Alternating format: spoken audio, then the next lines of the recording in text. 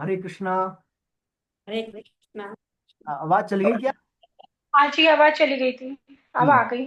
हाँ, शायद कोई कनेक्टिविटी प्रॉब्लम हो गई थी।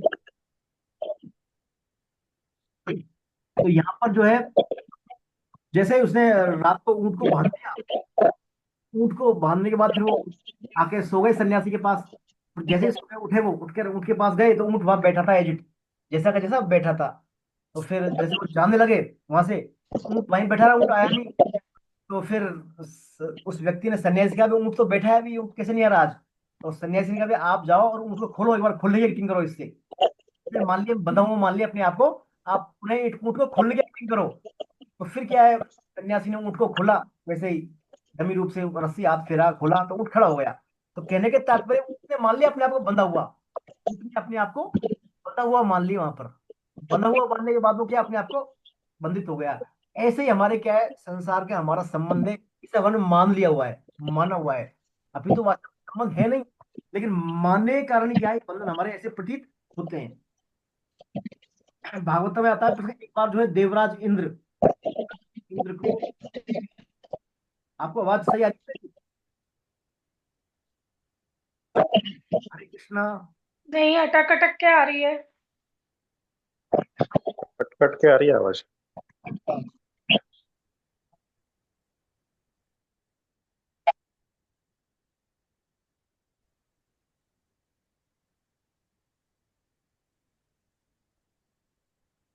हरे कृष्णा, अभी आ रही है आवाज आपको? अब ठीक है। जी। तो एक बार जो है देवराज इंद्र भी क्या है, किसी शाप के कारण उनको मृत्युलोक में फिर आना, रुक गए। देवराज इंद्र को किसी शाप के कारण मृत्युलोक में आना पड़ा, और उनको सुअर की योनि में रहना पड़ गया। उनको क्या मिली? वो शाप था, शाप के कारण सुअर की योनि मिल गई उनको। तो सुअर की योनि में वो देवराज इंद्र यहाँ पर आ गए, सुअर बन गए वो। सुअर बन गए, घूमते रहे, उनका काफी साम्राज्य हो गया, परिवार बच्चे हो गए बहुत सारे, पीछे आगे पीछे बच्चे चलते थे वहां। और वो आराम से जीवन यापन चल रहा था पूरा उनका। तो जैसे ही फिर उनको उनका टाइम खत्म हुआ, योनि का टाइम खत्म हुआ, तो फिर क्या है, उनको जो है आय लेने के लिए स्वर्ग से ब्रह्मा जी को भेजा इंद्र, उन्होंने। तो वो आय लेने के लिए, तो उन्होंने कहा, भाई महाराज आप चलो वहाँ वापस, आपका तो समय पूरा हो गया। तो उन्होंने इन्होंने क्या कहा, नहीं नहीं भाई, मुझे वहाँ अब ऊपर नहीं जाना, मेरा तो यही सुख है मेरे को। यही मेरे को जो है, मेरे बच्चों का सुख है, और जो कीचड़ में मल में है, वही वही मुझे सुख चाहिए। मुझे स्वर्ग के सुख को लेना देना नहीं। यानी इंद्र को देखिए, इंद्र भी रम गए उन सुखों में।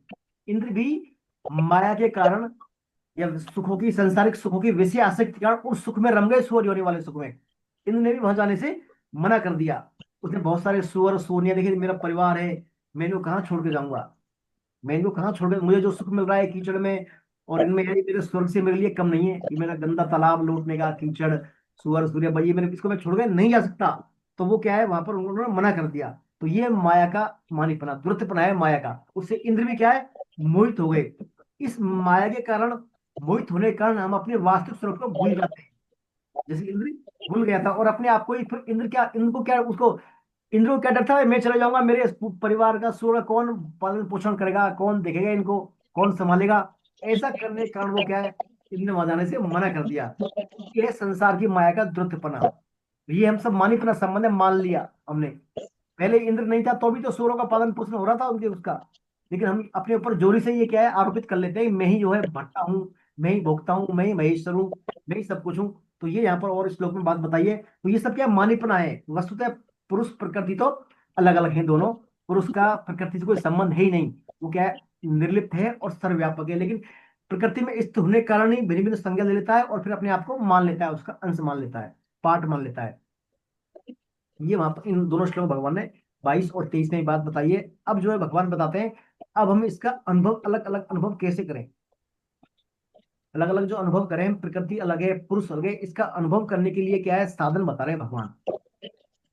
कुछ साधन बता रहे हैं, इन साधनों के द्वारा हम ये जान सकते हैं कि हम वास्तव में पुरुष हैं, प्रकृति से हमारा कोई संबंध है नहीं। आइए श्लोक नंबर 24 और 25 पढ़े। कौन पढ़ेंगे श्लोक नंबर 24 और 25? डॉक्टर गुप्ता जी आप पढ़े सर, 24 और 25 श्लोक। हरे कृष्ण। हेलो। हरे कृष्ण। ध्यानेनात्मनि पश्यन्ति केचिदात्मनमात्मना अन्ये संख्येन योगेन कर्मयोगेन चापरे अन्ये त्वेव जानन्तः श्रुत्वान्येभ्य उपासते तेऽपि चातितरन्तेभ्य मृत्युं श्रुतिपरायणा। कई मनुष्य ध्यान योग के द्वारा, कई सांख्य योग के द्वारा और कई कर्म योग के द्वारा अपने आप से अपने आप में परमात्मा तत्व का अनुभव करते हैं। दूसरे मनुष्य इस प्रकार ध्यान योग, सांख्य योग, कर्म योग आदि साधनों को नहीं जानते, पर दूसरों से, जीवन मुक्त महापुरुषों से सुनकर ही उपासना करते हैं। ऐसे वे सुनने के अनुसार आचरण करने वाले मनुष्य भी मृत्यु को तर जाते हैं। हरे कृष्णा। तो देखिए यहाँ पर भगवान बता रहे हैं, ध्यान ने आत्मनि पश्यंती, यानी कोई व्यक्ति क्या है, ध्यान योग के द्वारा, कोई मनुष्य सांख्य योग के द्वारा, कोई मनुष्य कर्म योग के द्वारा अपने आप से अपने आप में परमात्म तत्व का अनुभव करते हैं। है ना, 3 योग बताए भगवान ने यहाँ पर, ध्यान योग, कर्म योग और सांख्य योग। सांख्य योग यानी बुद्धि योग, ज्ञान योग, ये हमने उसको इनके द्वारा, यानी भिन्न भिन्न मार्गों के द्वारा। हमने पहले पढ़ा था, व्यक्ति अपनी अपनी रुचि, जिस ध्यान में, जिस स्वाध्याय में व्यक्ति की रुचि है, किसी की भक्ति योग में, किसी कर्म योग में, किसी ज्ञान में, अपनी अपनी रुचि सामर्थ्य के अनुसार व्यक्ति क्या है, इस मार्ग पर यात्रा करके परम तत्व का अनुभव कर सकते हैं। अपनी अपनी रुचि के अनुसार, जरूर नहीं है सभी जो है भक्ति योग के साधक हों, सभी ज्ञान मार्ग के साधक हों, सभी कर्मयोग के साथ, अपनी अपनी रुचि के अनुसार कर सकते हैं कोई भी भक्ति यहाँ पर। भगवान कहते हैं, जो संबंध विच्छेद प्रकृति और पुरुष को अलग अलग जानने से होता है, जो संबंध विच्छेद अपने स्वरूप जानने से प्रकृति और पुरुष का संबंध विच्छेद, वो क्या ध्यान से भी हो सकता है, कर्मयोग से भी हो सकता है, और ज्ञान योग से और भक्ति योग से भी वो हो सकता है। जैसे सांख्य योग के बारे में लिखा है, सांख्य योग, तो सांख्य योग नाम है विवेक का, सांख्य योग का नाम है यहाँ पर विवेक का। विवेक के द्वारा भी पुरुष क्या है, सत्य असत का निर्णय कर सकता है ना, सत्य असत का निर्णय। जैसे सत्य क्या है, वापस व्यापक है, स्थिर है, नित्य है, स्थिर स्वभाव वाला है, अचल है, अव्यक्त है ना, सत्य सत्य तत्व भगवान का। और इस प्रकार के विवेक रूपी विचार की धारा के द्वारा वो अपने आप को, प्रकृति को पुरुष से अलग मान सकता है। कुछ कर्मयोगेन चापरे, कुछ कर्मयोग के द्वारा, कर्मयोग जैसे तो आपने पढ़ा था, सेकंड चैप्टर पढ़ा था। कर्मयोग में क्या है, कर्तृत्वपन और भोक्तृत्वपन का अभाव होता है, खाली संसार की सेवा करते हैं वो, अपने आप को शरीर के द्वारा संसार की और परमात्मा की सेवा ही करते हैं वो। उस सेवा के द्वारा भी वो क्या है, परम तत्व का अनुभव कर लेते हैं। हमने पढ़ा था 47वां श्लोक पढ़ा था, कर्मण्येवाधिकारस्ते मा फलेषु कदाचन, ध्यान में आया था। कई अध्याय में पढ़ा है, अपने आप को के द्वारा भी हम परमात्मा का अनुभव कर लेते हैं। तो वास्तव में जो संबंध विच्छेद प्रकृति और पुरुष को अलग अलग जानने से होता है, वही संबंध योग जो है भिन्न भिन्न मार्गों के द्वारा भी हो सकता है। तो मनुष्य ने क्या है, स्वाभाविक ही अपने आप को, मूल रूप से मनुष्य ने अपने आप को स्वाभाविक ही सही रूप में स्वीकार कर लिया है। अब इस मान्यता को दूर करने के लिए हमें क्या है, उस सब जगह उस परमात्मा को देखना है, और उस सब जगह परमात्मा को देखने के लिए क्या है, हमें दृष्टि हमारी व्यापक करनी होगी। यानी अपने आप को अपने में परमात्मा को देखें हम। अपना पान 6वां अध्याय, अध्याय 30वां श्लोक के साथ भगवान करे, तुमने मुझको, मुझ में सबको देखता है, उसके लिए मैं कभी दृश्य होता नहीं, है ना। तो अपने में परमात्मा को देखना कैसा है, कर्ण निरपेक्ष। अपने में परमात्मा को देखने में आंखों की जरूरत नहीं है, ना कानों की जरूरत है, ना जिह्वा की, ना मुंह की। अपने आप में परमात्मा को अनुभव करना कर्ण निरपेक्ष है। इसलिए कर्ण सापेक्ष ज्ञान के द्वारा तो प्रकृति से संबंध होता है अपना, और कर्ण निरपेक्ष ज्ञान के द्वारा अपने आप संबंध होता है। इसलिए साधक किसी भी कर्ण के द्वारा परमात्मा में स्थित नहीं होता, प्रकृति स्वयं स्थित होता है परमात्मा में, अपने आप ही परमात्मा में वो अनुभव कर सकता है। तो स्वयं की परमात्मा में स्थिति किसी कारण के द्वारा भी हो सकती है। यानी अपने आप में जाने वो अपने आप को, अपने आप में ज्ञान ज्ञान योग के माध्यम से, सांख्य योग के माध्यम से, और कर्म योग के द्वारा दूसरों की सेवा करके वो दूसरों की सेवा करे, इसके द्वारा वो अपने आप को विच्छेद कर सकता है, सही संसार में विघटन कर सकता है। तो ये तो बात हो गई कि 3 योग के द्वारा व्यक्ति भिन्न भिन्न अपनी श्रद्धा के अनुसार कर सकता है। फिर जो दूसरा श्लोक था इसमें, अन्य तो मजानते श्रुत्वा नेभ्यो उपासते तेपि चाति तरन्ते मृत्युम श्रुति प्रायणा। अब देख, कुछ लोग क्या करते हैं, कुछ जो दूसरे मनुष्य हैं, कुछ तो कर्म योग, ज्ञान योग, सांख्य योग का कर लिया, कुछ क्या करते हैं, इस प्रकार इनको नहीं जानते कई लोग, ध्यान योग को, सांख्य योग, कर्म योग नहीं जानते, वे क्या करते हैं, ऐसे लोग नहीं जानते हैं बेचारे, वो क्या करते हैं, दूसरे महापुरुष जो है, जीवन मुक्त पुरुष हैं, ना सिद्ध पुरुष हैं, है ना, उनको सुनकर, उनके वचनों को सुनकर ही उपासना करते हैं वो। ऐसे वो सुनने वाली श्रुति प्रायणा, बड़ा इंपॉर्टेंट, श्रुति प्राणा, ऐसे सुनने वाला का जो सुनकर वो इस प्रकार श्रुति प्राणा आचरण करके वो भी क्या, मृत्यु को तर जाते हैं। देखिए भगवान ने कितनी बड़ी महत्वपूर्ण बात कही है। कर्म योग ज्ञान योग ये तो है ही, लेकिन कई लोग नहीं जानते ना इनको, तो वो भी क्या करते हैं, इन बातों को महापुरुषों को सुनकर, जैसे हम संजय रामदास जी महाराज को सुनते हैं, है ना, उनकी बातों को सुनकर उनके अनुसार आचरण करके भी हम क्या है, तर जाते हैं, मृत्यु को तर जाते हैं। देखिए आपको जरूर नहीं है किसी पारंगत होना, विद्वान होना सा, हम तो कर्मयोग में पारंगत हो गए या ज्ञान योग में पारंगत हो गए, नहीं आता तो भी सिर्फ क्या है, वाणी सुनकर, क्योंकि वाणी के माध्यम से भी हम क्या है, तर सकते हैं।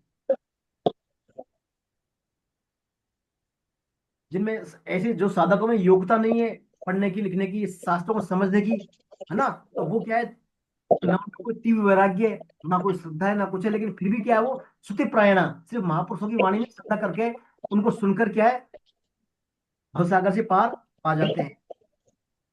तो श्रुति प्राण कौन है, जो कथा का अमृत पान करते हैं, भगवान की वाणियों को सुनते हैं, महापुरुषों के वचनों को सुनते हैं, और फिर उन वाणियों को सुनकर अपने आप में उत्कट ज्ञान की अभिलाषा हो जाए, उनमें उत्कट ज्ञान की अभिलाषा हो जाए। इस प्रकार वो क्या है, ज्ञान और भक्ति दोनों मिल जाता है उनको, और ज्ञान भक्ति दोनों में क्या है, पार पा जाते हैं। इनमें से देखिए सबसे महत्वपूर्ण है नवद भक्ति में श्रवण। श्रवण बड़ा इंपॉर्टेंट है।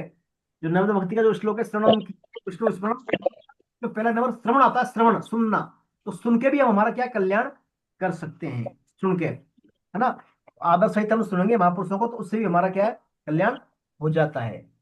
देखिए देखा जाए तो एक तो बोलते हैं श्रुति प्रायण लोग, तो श्रुति प्रायण लोगों की तीन श्रेणियां होती हैं, तीन कैटेगरी होती है सुनने वालों की। पहला आता है ऐसे साधक जिनमें सांसारिक सुख भोग की इच्छा नहीं है, केवल तत्प्राप्त अभिलाषा है उनमें, सिर्फ कल्याण चाहते हैं, और वो जिसकी आज्ञा, जिस आज्ञा, जिसकी आज्ञा का पालन करते हैं, वो जिन महापुरुषों की आज्ञा का पालन करते हैं, वे अनुभवी महापुरुष हैं। यदि पहला तो क्या है, देखिए पहला है संसारिक भोगों में आसक्ति नहीं है, अपने कल्याण की इच्छा है, तो जिन पुरुषों की वाणी सुनते हैं और वो पुरुष जो सिद्ध पुरुष है, महापुरुष है, तो उनसे उनका कल्याण हो जाता है, यानी परमात्मा की प्राप्ति हो जाती है, पहली कैटेगरी। दूसरे में कौन आता है, कुछ लोग हैं जिनमें क्या है, सुख भोग की इच्छा शेष है, संसारिक विषय सुख की आसक्ति है, तो वो क्या करते हैं, केवल महापुरुष की आज्ञा पालन करेंगे वो, उस आज्ञा पालन से क्या होगा, उनकी सुख प्राप्त करने की इच्छा का नाश हो जाएगा, यानी कामनाओं का जो बची कुची कामना है उनका नाश हो जाएगा, और उससे भी क्या, उनको परमात्मा की प्राप्ति हो जाएगी। और तीसरी कैटेगरी में वो लोग आते हैं, साधक जिनकी आज्ञा का पालन करता है, वे अनुभवी पुरुष नहीं है, लेकिन जिनकी आज्ञा का पालन करता है वो अनुभवी पुरुष नहीं है, पर साधक में संसार की इच्छा बिल्कुल भी नहीं है, संसारिक काम राखी बिल्कुल भी नहीं है, उस साधक का उद्देश्य केवल भगत प्राप्ति प्राप्त करना है, तो भी भगवत कृपा से साधक को ला के ले रखी है। प्राप्ति हो जाएगी। अरे कमला के दूं क्या? तो भी क्या है, भगवान की भगत प्राप्ति हो जाएगी। अब देखिए इसमें खास बात ये है, आजकल तो इनका क्या है, ज्यादा चल रहा है, सोशल मीडिया का जमाना है ना, मिनट मिनट में हम बेनिफिट मीडिया चेंज कर लेते हैं, कभी किसका सुन लिया, कभी किसका सुन लिया, यूट्यूब पर क्या पर। तो देखिए सामान्यतः क्या है उसमें, अगर किसी कारणवश साधक की संत महापुरुष के प्रति अश्रद्धा हो जाए, साधक की, मान ली किसी को सुन रहे हैं, वो उनकी फॉलो कर रहे हैं काफी समय से, लेकिन किन्हीं कारण अश्रद्धा हो गई उनमें, है ना, अश्रद्धा होने से क्या होगा, हमें क्या है फिर, क्या दोष दृष्टि हो जाए हमारी उनके प्रति, महापुरुष के प्रति, तो उससे फिर साधक को क्या है, उस महापुरुष के अवगुणी अवगुण के पुरुष की क्या देखेंगे, किसी प्रति आपकी अश्रद्धा व्यवस्था हुई ना, उसकी हमारी दृष्टि आ जाएगी, फिर उसके अवगुणों पर जाएगी दृष्टि। इसका कारण क्या होता है, देखिए वास्तव में कारण क्या है, जो महापुरुष हैं, महापुरुष तो देखा जाए तो गुण अवगुणों से ऊंचे उठे होते हैं, वो गुणातीत होते हैं ना, बड़ा गुणातीत, गुणातीत गुणों से आते होते हैं। अतः उनमें हमारी यदि अश्रद्धा हो गई, अश्रद्धा होने पर भी उनमें हमको क्या दिखा देगा, अपना भाव दिखेगा, भाई वो तो महापुरुष तो गुण अवगुण से परे है, लेकिन हमें क्या अवगुण है ना, देश देखने के, तो उनमें हमको हमारा ही भाव नजर आएगा। तो मनुष्य उनको जिस भाव से देखेगा, मनुष्य उनको जिस भाव से देखेगा, उसी भाव से उसका संबंध हो जाएगा।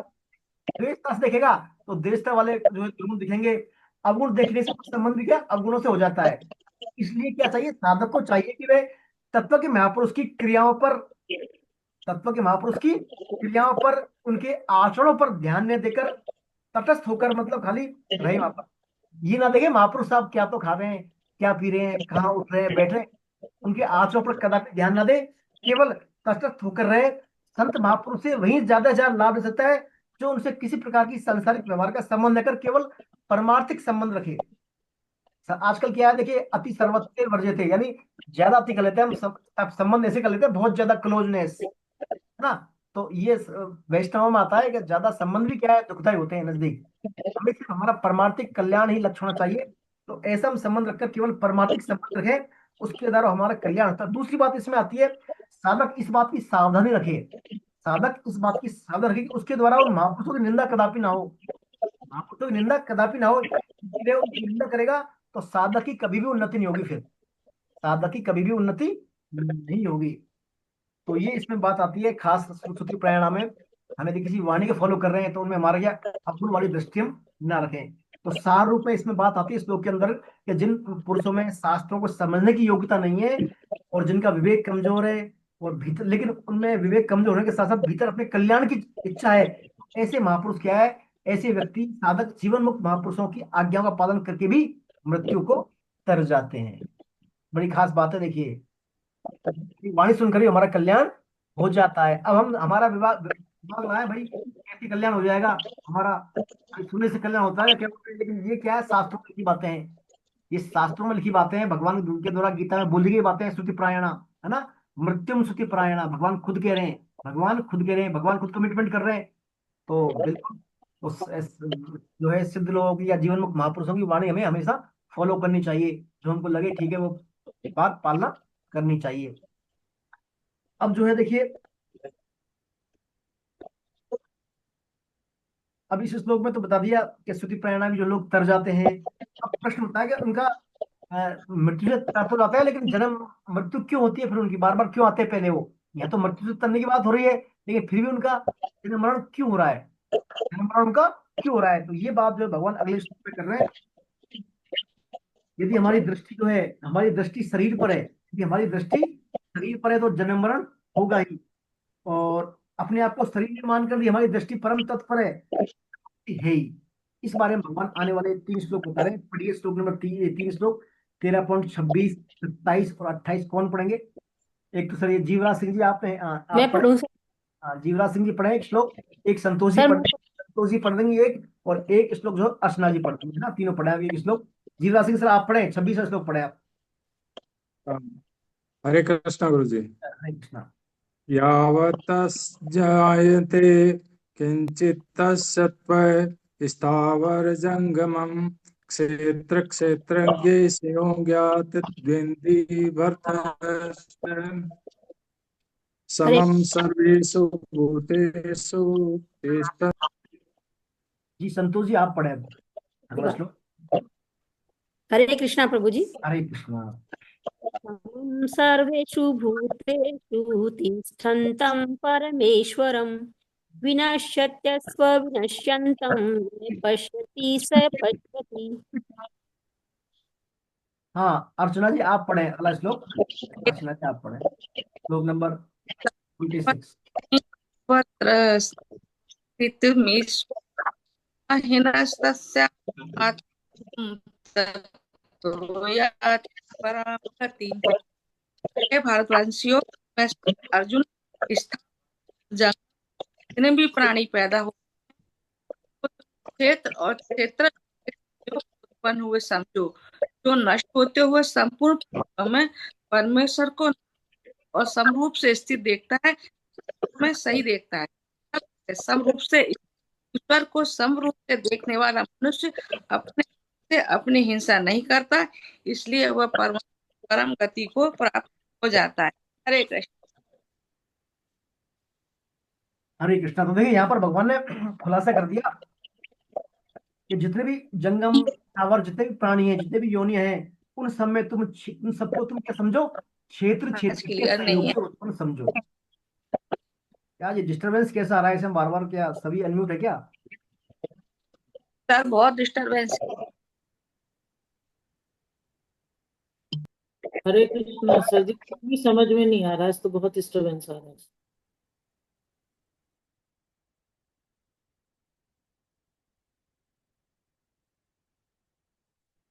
हरे कृष्णा। हरे कृष्णा, चलिए अब नहीं आएगा सर, मैंने सभी को अनम्यूट कर दिया है। तो यहाँ पर देखिए भगवान बता रहे हैं कि जितने भी जो है योनियां हैं, जितने भी प्राणी हैं, है ना, जितने भी प्राणी हैं, वो सब कैसे उत्पन्न होते हैं? क्षेत्र क्षेत्र के संयोग से उत्पन्न होते हैं वो सब, क्षेत्र क्षेत्र के संयोग से उत्पन्न होते हैं। भगवान कह रहे हैं उनको क्षेत्र क्षेत्र से संयोग से उत्पन्न वही समझो, लेकिन जो नष्ट हुए समस्त प्राणियों में भी, नष्ट होते हुए संपूर्ण प्राणियों में परमेश्वर को, यानी जो तत्व है परम तत्व, उसको भी क्या नाश रहित और समरूप में स्थित देखता है। ऐसा व्यक्ति वास्तव में सही देखता है, ऐसा व्यक्ति वास्तव में सही देखता है, क्योंकि सब जगह समरूप स्थित ईश्वर को समरूप में देखने वाला मनुष्य अपने आप से अपने आप की हिंसा नहीं करता। ऐसा व्यक्ति, उस सब जगह जो है समरूप ईश्वर को देखता हुआ व्यक्ति, अपने समरूप में देखने वाला व्यक्ति अपने आप में अपनी हिंसा नहीं करता, इसलिए वह परम गति को प्राप्त हो जाता है। देखिए अपने आप में अपने आप की हिंसा करना, खास बात बोलिए भगवान ने यहाँ पर। यानी यदि हम अपने आप को मानेंगे, हम खुद ही मतलब उस तत्व को ही मान रहे हैं खत्म, कि तत्व का भी नाश हो गया, शरीर के साथ साथ तत्व का भी नाश हो गया, तो वो अपने आप में अपने आप की हिंसा करना हो गया। लेकिन यदि हम उस तत्व को अविनाशी माने, अविनाशी का नहीं, वो तत्व सब जगह स्थित है और वास्तव में नियत है, स्थिर तत्व है वो, और सब पर नष्ट हो रहा है, लेकिन वो तत्व स्थिर है, ऐसे सब रूप में देखेंगे तो ऐसा व्यक्ति अपने आप में अपनी हिस्सा नहीं करता। ये देखिए खास बात बोल रहे हैं भगवान। तो 84 लाख योनि सब आ गए इसमें, देखिए पेड़ पौधे, पशु पक्षी, स्थावर जंगम, जारज अंडज स्वेदज उद्भिद, सब तरह की योनि आ गई। सभी योनियों में जितने भी सब जो है जल थल नभ वाले सब प्राणी क्या है, किससे पैदा हो रहे हैं? क्षेत्र और क्षेत्र के संयोग से। क्षेत्र यानी शरीर, और क्षेत्र यानी शरीर के अंदर रहने वाला आत्मा, इनके संयोग से, यानी अपने आप को संबंध मान लेते हैं। इससे पैदा कैसे हो रहे हैं? यानी क्षेत्र का शरीर के साथ संबंध, जो मैं मेरापन का संबंध है ना, इसको बोलते हैं गुण संग। क्या बोलते हैं इसको? कारण गुणों संगोश, यानी गुणों का संग करना, गुणों का संग करना। इस गुण संग के कारण क्या है? सभी जो है योनियों के मूल उत्पत्ति के कारण है। पुरुष और प्रकृति आपस में कोई संबंध है नहीं। पुरुष तो क्या है? चेतन है, प्रकृति है जड़। लेकिन अब भगवान कह रहे हैं कि जो नष्ट होते हुए प्राणी, यानी जो जड़ प्राणियों में, जो विनाशी पदार्थ है, नाशवान चीज है, प्रकृति है, उनमें सभी प्राणियों में परम ईश्वर को अविनाशी रूप में और समरूप में स्थित देखता है। यानी सभी योनियों में, सभी में भगवान देख रहा है वो, वासुदेव सर्वम वाला भाव है। एक प्रकार से सभी में वो परम तत्व हो और वो नष्ट होता नहीं दिख रहा हो, तो वही वास्तव, यह पश्यति से पश्यति, वही वास्तव में सही देखता है। सब में जो सभी योनियों में भगवान को देखता है, वो मानता है कि भाई ये भगवान है इसमें। पेड़ भले ही सूख रहा है, लेकिन इसमें जो आत्मा है वो भगवान है, पक्षियों में, पशुओं में, सब में, तो वो वास्तव में सही देखता है।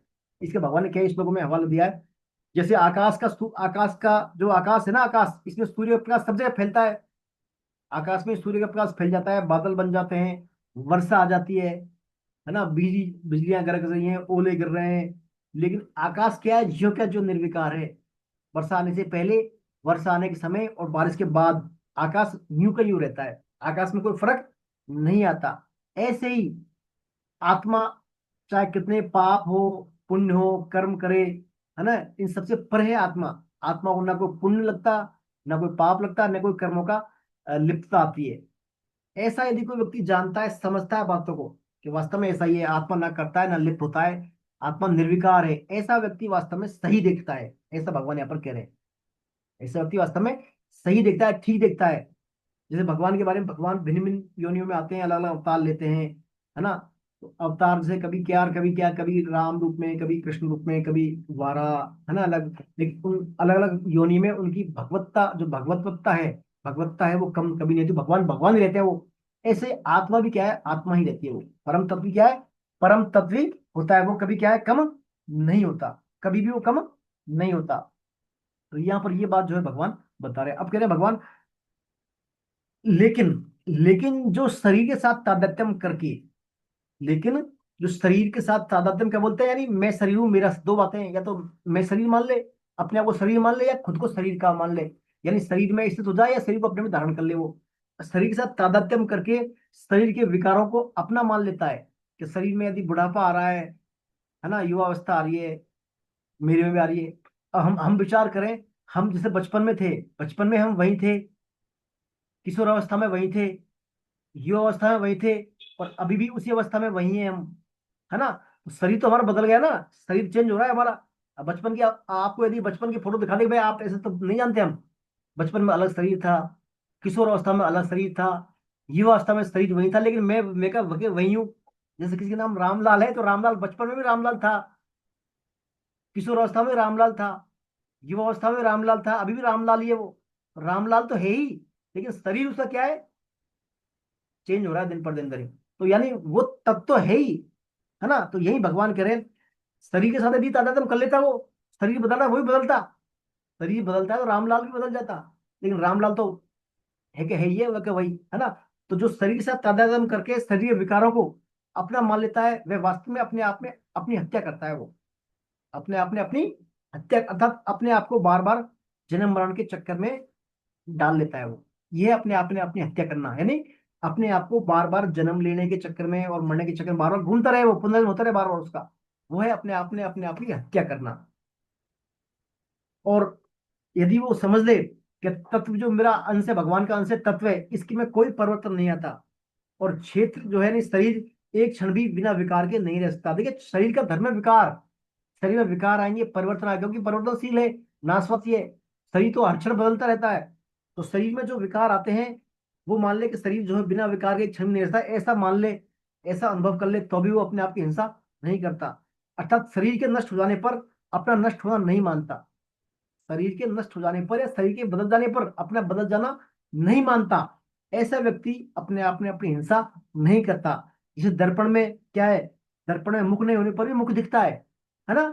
दर्पण में हमारा मुख थोड़ी अंदर, लेकिन मुख दिखता है, हमें उसमें छाया दिखती है। सपने सो रहे हैं, कोई आपको हाथी आ गया, हाथी दिखता है, लेकिन वास्तव में है क्या, नहीं है। ना दर्पण में मुख है, ना स्वप्न में हाथी है। ऐसे ही क्या है, संसार नहीं होने पर भी संसार दिखाई देता है, संसार नहीं होने पर भी संसार दिखाई दे। स्वामी जी कहते हैं, जैसे पंखे की ताड़ी होती है ना, पंखे की पंखुड़ियां ताड़ियां, पंखा जब घूमता है तो एक ही चक्र बन जाता है पूरा बड़ा, दिखता है ना अपने को, लेकिन वास्तव में एक चक्र है ही नहीं वो, चक्र है ही नहीं वो, तो अलग अलग तीन ताड़ियां हैं, लेकिन हमें दिखता है। ऐसे ही संसार क्या है, मृग मरीचिका की भांति मनोराज्य है। और इस मृग मरीचिका में झूठे संसार में यदि राग करेंगे, तो भगवान कहते हैं ऐसा व्यक्ति अपने आप में अपनी हिंसा करता है। और जो इन सब बातों को तब से जानता है, वो अपने आप में अपनी हिंसा नहीं करता। तो ये इसमें भगवान खास बात बता रहे हैं।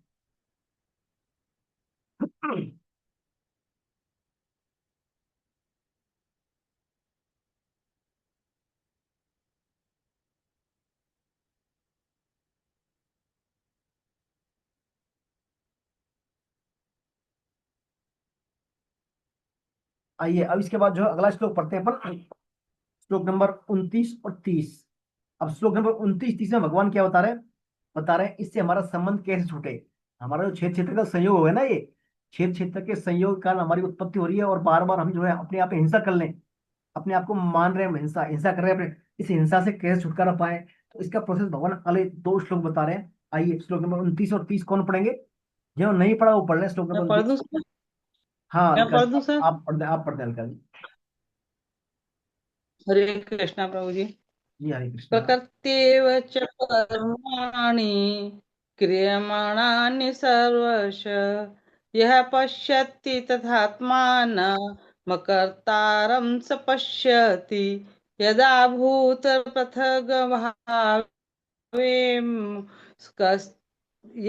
यदा भूतपृथग्भावमेकस्तमनुपश्यति तदेव च विस्तारं ब्रह्म सम्वदते तदा। जो संपूर्ण क्रिया को सब प्रकार से प्रकृति के द्वारा ही की जाती हुई देखता है और अपने आप को अकर्ता तत्व देखता है, अनुभव करता है, वही यथार्थ देखता है। जिस काल में साधक प्राणियों के अलग अलग भावों को एक प्रकृति में ही स्थित देखता है और उस प्रकृति से ही उन सब का विस्तार देखता है, उस काल में यह ब्रह्म को प्राप्त हो जाता है। हरे कृष्णा प्रभु जी। हरे कृष्णा। तो देखिए यहाँ पर जो है भगवान बता रहे हैं प्रकृति के कार्य क्या है। दो कार्य हैं प्रकृति के, पहला कार्य है क्रिया और दूसरा है पदार्थ। प्रकृति के कार्य क्या है, प्रकृति सबका कारण देखा जाए तो प्रकृति के कार्य गुण भी होते हैं, है ना, फिर गुणों के कार्य इंद्रियां आ गए। तो हम प्रकृति के मूल दो बता रहे हैं, क्रिया और पदार्थ। इस पहले श्लोक में क्रिया के बारे में और दूसरे में पदार्थों के बारे में संबंध के बता रहे हैं, संबंध को विच्छेद कैसे करें। तो वास्तव में वो चेतन तत्व है, वास्तव में वो चेतन तत्व है, वो तो क्या है, निर्विकार है, स्वाभाविक है, सब में समान रूप से स्थित है। और उसको जो उस तत्व का जो शक्ति है, उस तत्व की शक्ति निरंतर तत्व विराज, नित्य निरंतर है वो तत्व। वो तत्व क्या है, नित्य निरंतर सब में स्थित है। हालांकि प्रकृति जो है, प्रकृति क्या है, प्रकृति की दो अवस्था होती है, सक्रिय और अक्रिय। तो दोनों अवस्थाओं में प्रकृति क्या करती है, हम विचार करें तो किसी भी अवस्था में प्रकृति की क्रियाशीलता कभी मिटती नहीं है, यानी प्रकृति हमेशा चलती रहती है, सक्रिय अवस्था में रहती है। कारण कि जब जैसे प्रलय सर्ग होते हैं ना, तो भी प्रकृति का चलता रहता है। तो जब प्रलय का आरंभ होता है, जब से प्रलय हो गया तो प्रकृति सर्वने क्रिएशन की ओर आती है, फिर प्रकृति और क्रिएशन होता है तो प्रकृति नष्ट होने की तरफ चल जाती है। अर्थात प्रकृति हमेशा चलती रहती है, प्रकृति में हमेशा सूक्ष्म क्रियाएं चलती रहती हैं। प्रकृति की सूक्ष्म क्रिया को क्या कहते हैं, हम अक्रिय अवस्था कहते हैं। हमें पता ही नहीं लगता, हमें पता ही नहीं लगता, इसको बोलते हैं अक्रिय अवस्था। क्योंकि हम अवस्था की सृष्टि, क्योंकि इस अवस्था में सृष्टि की रचना नहीं होती। अक्रिय अवस्था में प्रकृति की सृष्टि जो है अवस्था, इसमें सृष्टि की रचना नहीं होती, परंतु महासर्ग जब होता है, महासर्ग में क्या सृष्टि की रचना होती है। महासर्ग में सृष्टि की रचना, ये महासर्ग महाप्रलय क्रम चलता है। इसको ऐसे समझे आप, जैसे मान लीजिए सूर्य है, सूर्य उदय हो गया, सूर्य सुबह सूर्य उग गए, फिर क्या दोपहर में सूर्य मध्य में आता है और शाम को सूर्य अस्त हो गया, है ना। तो हमें मालूम होता है कि प्रातः सूर्य उदय होने पर मध्याह्न तक प्रकाश बढ़ता है, और फिर मध्याह्न के बाद प्रकाश क्या घटता है। तो सूर्यास्त होने के बाद आधी रात तक अंधकार बढ़ता जाता है, देखा जाए तो। सूर्यास्त, जब से सूर्यास्त हुआ, अंधकार क्या है, बढ़ता है, फिर ना बढ़ता है, घटता है, आधी रात तक घटता है। और आधी रात से सूर्योदय तक फिर अंधकार कम होता है। सुबह उगता है ना सूर्य, आधी रात बाद सूर्य, अंधकार घटना लग जाता है। तो वास्तव में देखा जाए तो प्रकाश और अंधकार की सूक्ष्म संधि मध्याह्न और मध्यरात ही है। अंधकार की और प्रकाश के बीच में क्या है, मध्यरात में एक लिमिट तक प्रकाश बढ़ेगा, फिर घटना चालू हो जाएगा। तो ये हमें दिखती है, कब दिखती है हमें ये बातें, सूर्योदय और सूर्यास्त समय दिखती है बातें, हमें सो दिखती है।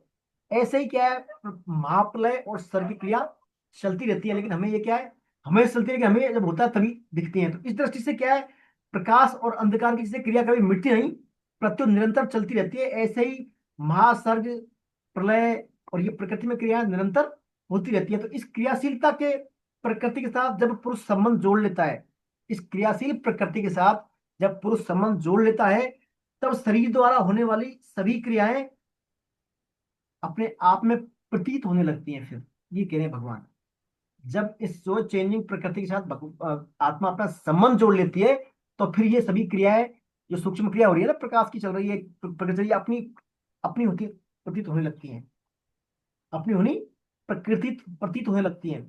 वास्तव में प्रकृति और उसके कार्य क्या है, स्थूल सूक्ष्म होने कारण कारण जो है अलग अलग होते हैं। जैसे शरीर में कभी खाते हैं पीते हैं, चलते फिरते हैं, तो उठना बैठना चलना फिरना ये सब क्या है, चलता रहता है। ये सब क्रिया प्रकृति के द्वारा होती है, हमारे तीनों शरीरों के द्वारा। जैसे खाना पीना चलना फिरना सोचना उठना बैठना सब, है ना। तो ये सब प्रक्रिया प्रकृति के द्वारा हो रही है, स्वयं के द्वारा नहीं होती, क्योंकि स्वयं में कोई क्रिया होती नहीं। लेकिन ऐसा जो देखता है, अर्थात ऐसा जो अनुभव करता है, वही वास्तव में ठीक दिखता है कि प्रकृति के द्वारा क्रियाएं अपने पढ़ा सकते ध्यान में, प्रकृति ही प्रकृति में बरत रही है, पढ़ा था ना, प्रकृति ही प्रकृति में बरत रही है, इंद्रिया ही इंद्रियों में बरत रही है। खुद तो अकर्ता है, स्वयं अकर्ता है, स्वयं कुछ भी नहीं है। तो ऐसा अकर्तापन का अनुभव हो जाना क्या है, वो वास्तव में अपने आप में सही देखना है, वो अपने आप में सही। इसको आप ऐसे समझे कि जितनी भी प्रक्रिया, जितनी भी जो है प्रकृति में क्रिया हो रही है, जितनी भी क्रियाएं हो रही हैं, वो सब प्रकृति के विभाग में है। जीव का इसमें कोई लेना देना नहीं है,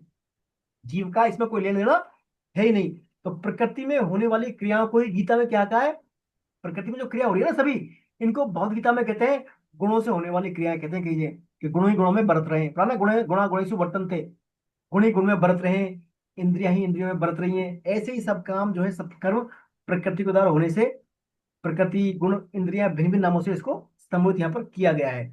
ऐसा जो व्यक्ति देखता है वो वास्तव में यथार्थ देखता है, वही यथार्थ देखता है। फिर जो अगला श्लोक है, ये तो क्रियाओं के बारे में हो गया। प्रकृति में बताया प्रकृति के दो कार्य क्या है, क्रिया और पदार्थ। तो ये तो क्रियाओं के बारे में बता दिया। अगला जो श्लोक है, यथा भूत पृथक भाव मेकस्तमं पश्यति ततएव च विस्तारम ब्रह्म संपद्यते तथा, यानी भगवान कहते हैं इसमें, जिस प्रकार जो है जिस काल में साधक जो है अलग अलग भावों को, प्राणियों के अलग अलग भावों को एक प्रकृति में ही स्थित देखता है, अलग अलग भावों को, अलग अलग प्राणियों के अलग अलग भावों को एक प्रकृति में स्थित देखता है, और उस प्रकृति को सब में विस्तार रूप से देखता है, उस काल में वह ब्रह्म को प्राप्त हो जाता है। ब्रह्म को वो प्राप्त, देखिए क्रिया और पदार्थ है ना, प्रकृति है, क्रिया पदार्थ, तो क्रिया से संबंध विच्छेद तो करना कर लिया, ये सब क्रिया प्रकृति में हो रही है, उन्होंने तो आत्मा से को लिया, तो पदार्थों के बारे में बताया कि जिस काल में जो है संपूर्ण प्राणियों के अलग अलग भावों को, अर्थात त्रिलोकी में जितने भी प्राणी हैं, है ना, सब प्राणियों के शरीरों में प्रकृति में स्थित देखता है, यानी जितनी भी योनियां हैं, चाहे वो मनुष्य हो, पशु पक्षी, कोई भी योनि हो, सब योनियों के प्राणियों को वो क्या देखता है, प्रकृति में स्थित देखता हो। पहली बात, सभी क्या है, प्राणी योनि प्रकृति में स्थित है, सबके शरीरों को प्रकृति में स्थित देखे वो, तो ऐसा व्यक्ति क्या है, उस काल में ब्रह्म को प्राप्त हो जाता है। तात्पर्य देखिए, ऐसे समझे इसको, त्रिलोकी में जितने भी प्राणी हैं, है ना, चाहे वो स्थावर हो, जंगम हो, उनके शरीर, नाम, रूप, आकृति, मनोविकार, गुण, सब क्या है, भिन्न भिन्न हो, तो संपूर्ण प्राणियां माने सभी प्राणियों के शरीर क्या है, प्रकृति में उत्पन्न होते हैं, प्रकृति में उत्पन्न होते हैं, और प्रकृति में ही स्थित रहते हैं, और प्रकृति में ही लीन हो जाते हैं। तो इस प्रकार देखने वाला व्यक्ति ब्रह्म को प्राप्त हो जाता है।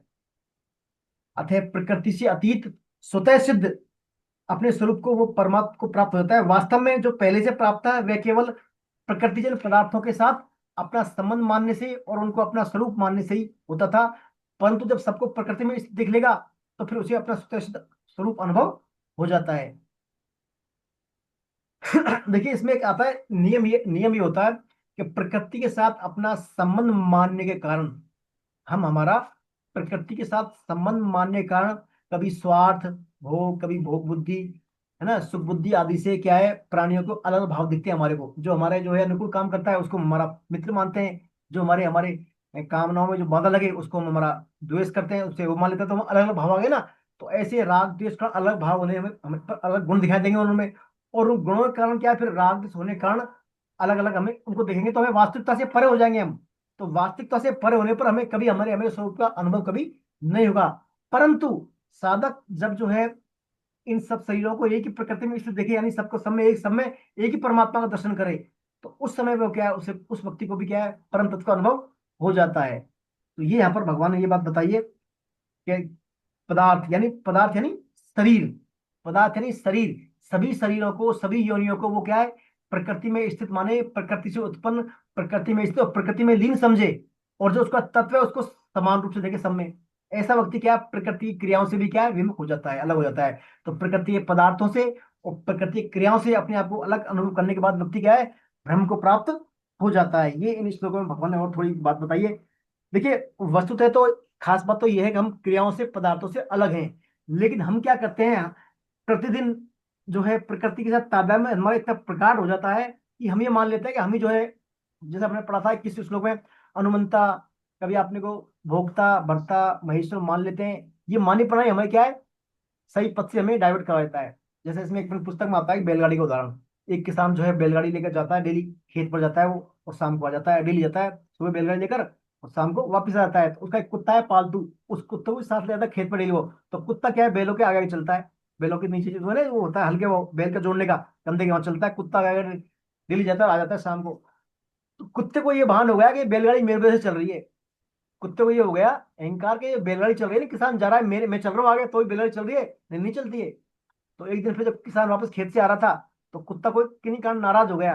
तो कुत्ते का, चले भाई आओ, कुत्ते को लाया, तो कुत्ता बैठा रहा वहीं। तो कुत्ते ने देखते आप कैसे जाता है, देखता हूँ देख मेरे बिना कैसे जाता है आज ये। तो कुत्ता नहीं आया, तो किसान ने फिर क्या, दोनों बैल जोड़े और गाड़ी चला आ गया। तब जाकर कुत्ते को भान हुआ, भाई ये तो घर पहुंच गया, जा रहा है, मैं तो कुछ नहीं कर रहा। तब कुत्ते को अपना समझ आया कि वास्तव में कौन कर रहा है, क्या चल रहा है मामला। ऐसे ही ये भान हमारे में आ जाए, हम समझते हैं ना कि पूरा जो है, पूरा परिवार सब कुछ मेरे वजह से चल रहा है, मैं ही कर रहा हूँ सब कुछ, मैं ही कर रहा हूँ, मैं नहीं करूँ तो कैसे चले गाड़ी, रुक जाए गाड़ी। ये भान हमारे में भी है। तो इसी भान को, इसी यदि हमको समझ जाए बात को, वास्तव में कौन कर रहा है, पदार्थ और क्रियाओं का क्या मामला चल रहा है। पदार्थ और क्रियाएं जो प्रकृति कार्य है, इनमें हमारे को लेना देना नहीं है, हमारे को हस्तक्षेप ही नहीं है इसमें, क्रियाएं स्वतः हो रही हैं, पदार्थ सब प्रकृति से हैं। ऐसा यदि मान जाएंगे तो भगवान कहते हैं ऐसा व्यक्ति अपना जीव भाव नष्ट होते ही तत्क्षण ब्रह्म को प्राप्त, यानी वो भगवान में उसकी एकता हो जाती है फिर। निर्लिप्तता आ जाती है उसके अपने आप में। तो ये बात उसमें भगवान ने बताई है। आगे चलते हैं यहाँ पे। ऐसा अब तो यहाँ पर भगवान कहते हैं कि पुरुष प्रकृति जो जो दोनों संबंध रहित है ना, तो उनके अब संबंध रहित तो है ही वास्तव में, देख लिया हमने, किसी का जीव का कोई लेना देना नहीं, ना क्रियाओं में ना पदार्थों में। तो अब उनकी जो है निर्लिप्तता और कर्तव्यपन का अभाव उनमें कैसे रहे, उस निर्लिप्तता को और जो कर्तव्यपन का अभाव है उसको कैसे समझे, इस बारे में आने वाले 3 श्लोक भगवान बोल रहे हैं। आइए पढ़ते हैं श्लोक 31, 32, 33। कौन कौन पढ़ेंगे? कौन पढ़ेंगे? जिसने नहीं पढ़ा वो पढ़ लो भी। स्मिता जी आप तो शायद नहीं पढ़ा श्लोक, या महेंद्र जी सर ने नहीं पढ़ा। आप पढ़े स्मिता जी, एक श्लोक आप पढ़ दें और महेंद्र जी पढ़ देंगे फिर। जी स्मिता जी पढ़े श्लोक नंबर 31। हरे कृष्ण। जी अनादित्वात् त्रिगुणत्वात् परमात्मव्ययः शरीरस्थोऽपि कौन्तेय न करोति न लिप्यते यथा हरे कृष्णा हरे महेंद्र जी। कृष्णा प्रभु जी, हरे जी कृष्णा। सर हरे कृष्णा। आवाज आ रही सर? जी जी यथा सर्वगतं सोक्षाद्याकाशं नोपलिप्यते सर्वत्र अवस्थितो देहे तथात्मा न लोप्यते यथा प्रकाशत्येकः कृतं लोकम् इमं रवि क्षेत्रं क्षेत्री तथा कृतं प्रकाशयाति भारत। हे कुंती नंदन, यह पुरुष स्वयं अनादि होने से, गुणों से रहित होने से अविनाशी परमात्म स्वरूप ही है। यह शरीर में रहता हुआ भी न कुछ करता है न लिप्त होता है।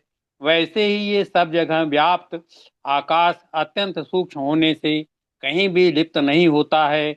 ऐसे ही सब जगह परिपूर्ण आत्मा किसी भी देह में लिप्त नहीं होता है। हे भरत वंशोद्भव, हे अर्जुन, जैसे एक ही सूर्य इस संपूर्ण संसार को प्रकाशित करता है, वैसे ही ये क्षेत्र की आत्मा संपूर्ण क्षेत्र को प्रकाशित करता है। हरे कृष्णा प्रभु जी, हरे कृष्णा। हरे कृष्णा। तो देखिए यहाँ पर भगवान ने खास बात बता दी। खास बात देखिए, खास बात क्या है? एक तो है शरीरस्थोपि कौन्ते ने शरीरोस्थपि कौन्ते न कृति न लिप्यते, यानी आत्मा न करती है न लिप्त होती है, एक बात।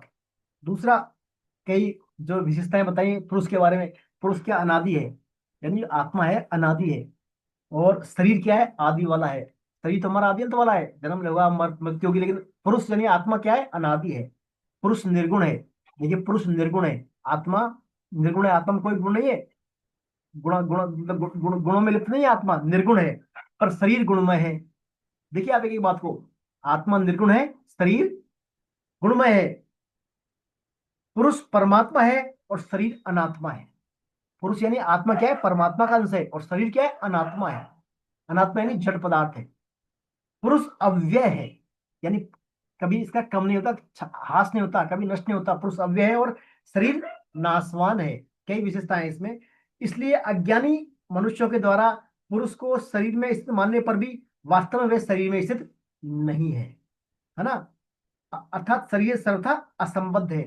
देखिए यह जो पुरुष है ना, यानी आत्मा क्या है? शरीर में रहता है, वह भी ना कुछ करता है और ना किसी भी कर्म में लिप्त होता है।